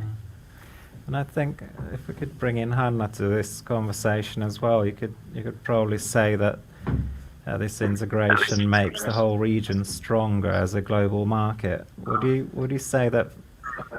Would you say, Hanna, that Finland is much more stronger now in terms of it being on the radar of many global investors, thanks to that integration?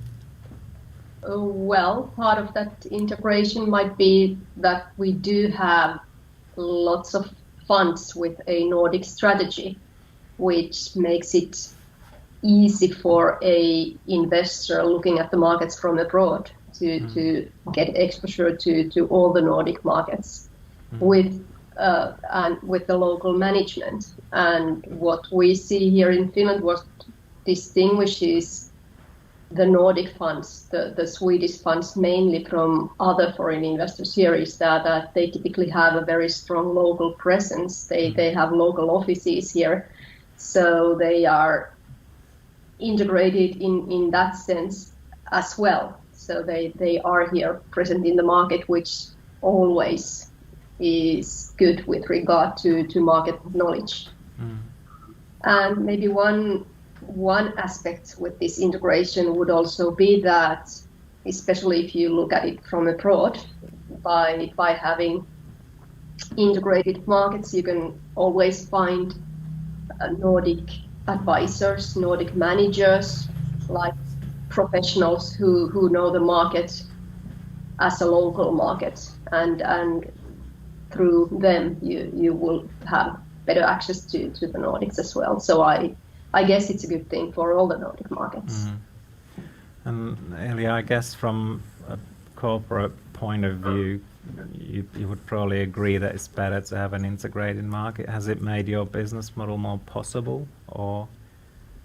Yeah, absolutely. For us, integration in the Nordics is very important, because we see all of the Nordic as our home market, and I think that is the new thing here, that we have Nordic players that have financial conditions, strong balance sheets, so they can act as large players, and that is of course how to say both improving efficiency but also attracting more capital to the Nordic. And do you think that might continue from your point of view? Yeah, from our point of view, we are saying that we see Nordic as probably the lowest risk region in the world, and it is here we are building Europe's largest property company. So from that I think is good for us as a company, but it's also good for the Nordics, because every time when we have interaction with investors, no matter if those are equity investors, bond investors, or competitors, we are at the same time marketing Nordics. Yeah, exactly. And Ingemar, you probably have to add. Yeah, I agree with that, and integration is absolutely, it's just pluses. I can't see any minus. Yeah. However, it would be good if we have some more integration, or doing taxes and legal and that stuff in a more common way.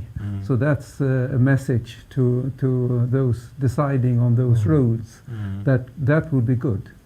And also for Nordic countries and for different views on EU and Euro, that's not the best situation either. Yeah. But we have to cope with it, of course, but it would be better if we integrate more on that side. Yeah, and you think that will continue going forward in your view, or you don't see any blockers right now? I see many blockers on that, I think. So it's we have to cope with the situation, I think, but even small steps forward would be good. Yeah, excellent. And how does that look from Pangea's point of view when you're looking at the market as a whole? Yeah, Pangea is a Nordic advisor, and 40% has historically been cross-border investment from the deals we do. So and we expect that to increase further, actually.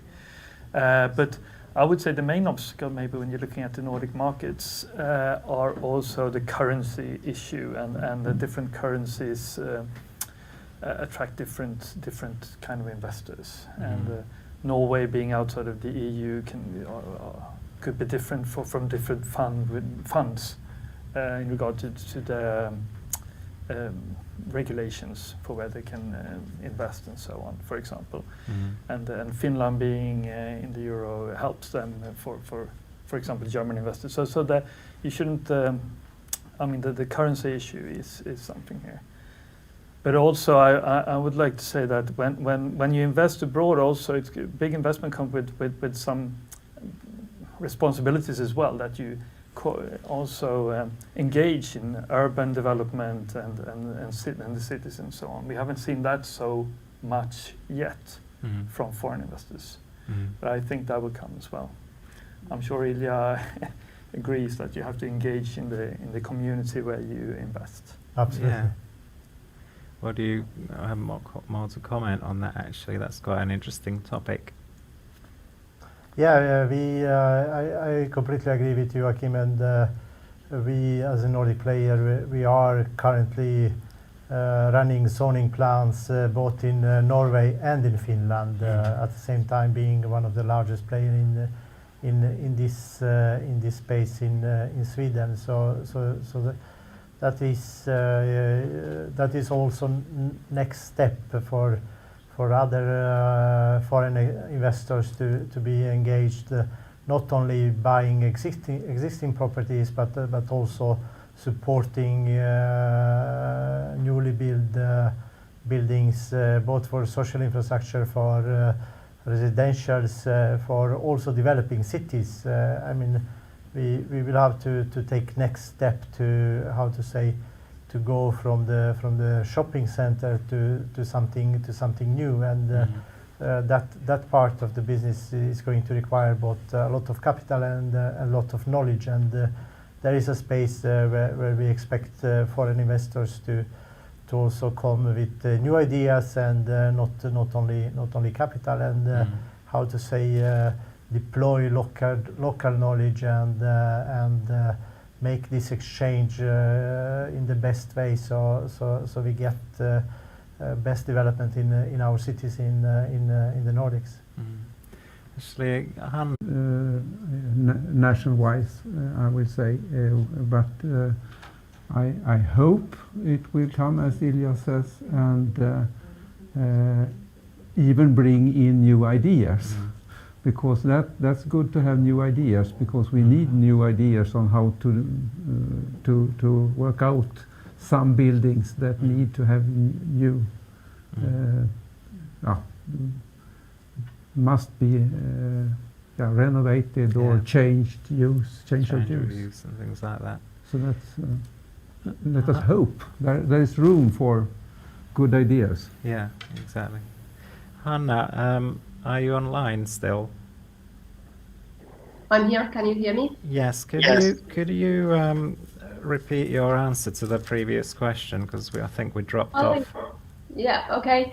What I tried to tell is that again, this is something which distinguishes the Nordic players from other foreign investors here in Finland, because we see Nordic funds or Nordic investors increasingly engaging with property development, whereas the other investors tend to invest in nice, polished new buildings.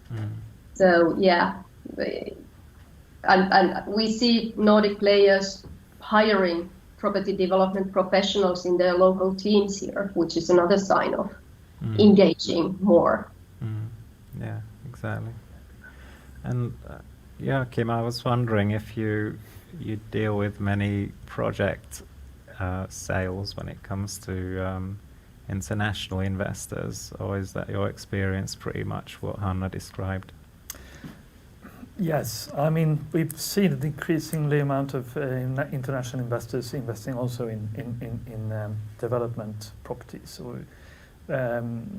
of course, naturally, first you start with the new polished, ongoing properties, but as you get more and more engaged within the country, you can go more towards the value-added development side. And actually, we've been out in the market, for example, with a big properties, the old St. Erik's Hospital, the former St. Erik's Hospital, and we had several bids from international investors on that, and that we wouldn't have seen just 5 years ago. So that's quite interesting as well.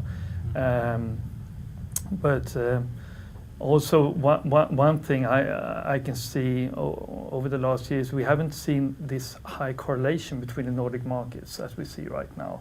There's always been some differences in the circle where the different countries are, but now they're very aligned. So it's almost the same yields all over the Nordics, and that's quite interesting. And I think that will continue as well. So it's more the property type that will differ when it comes to yields. Yeah, okay. So from an international investor's point of view, this integration has actually made the Nordics a much more predictable. Is always a dangerous word to use, but right now is that. But maybe it won't continue. But that's a trend right now. But that's more financially driven, maybe by low interest rates and so on. We don't know. Yeah, exactly. Well, I think we should start wrapping up now. So, are there any final comments from anybody who would like to put one in? Hanna? No? Okay, so we don't have any other questions left. So what I'd like to do is thank all of you. So Ilya, Ingmar, and Joachim, as well as Hanna as well. And what we'll do is conclude the proceedings now, and I think Frågelö will have a few words to say, but I would like to thank all the speakers at this stage for a very, very interesting seminar of this afternoon. So thank you all. Thank you. Thanks. Thank you. Thank you.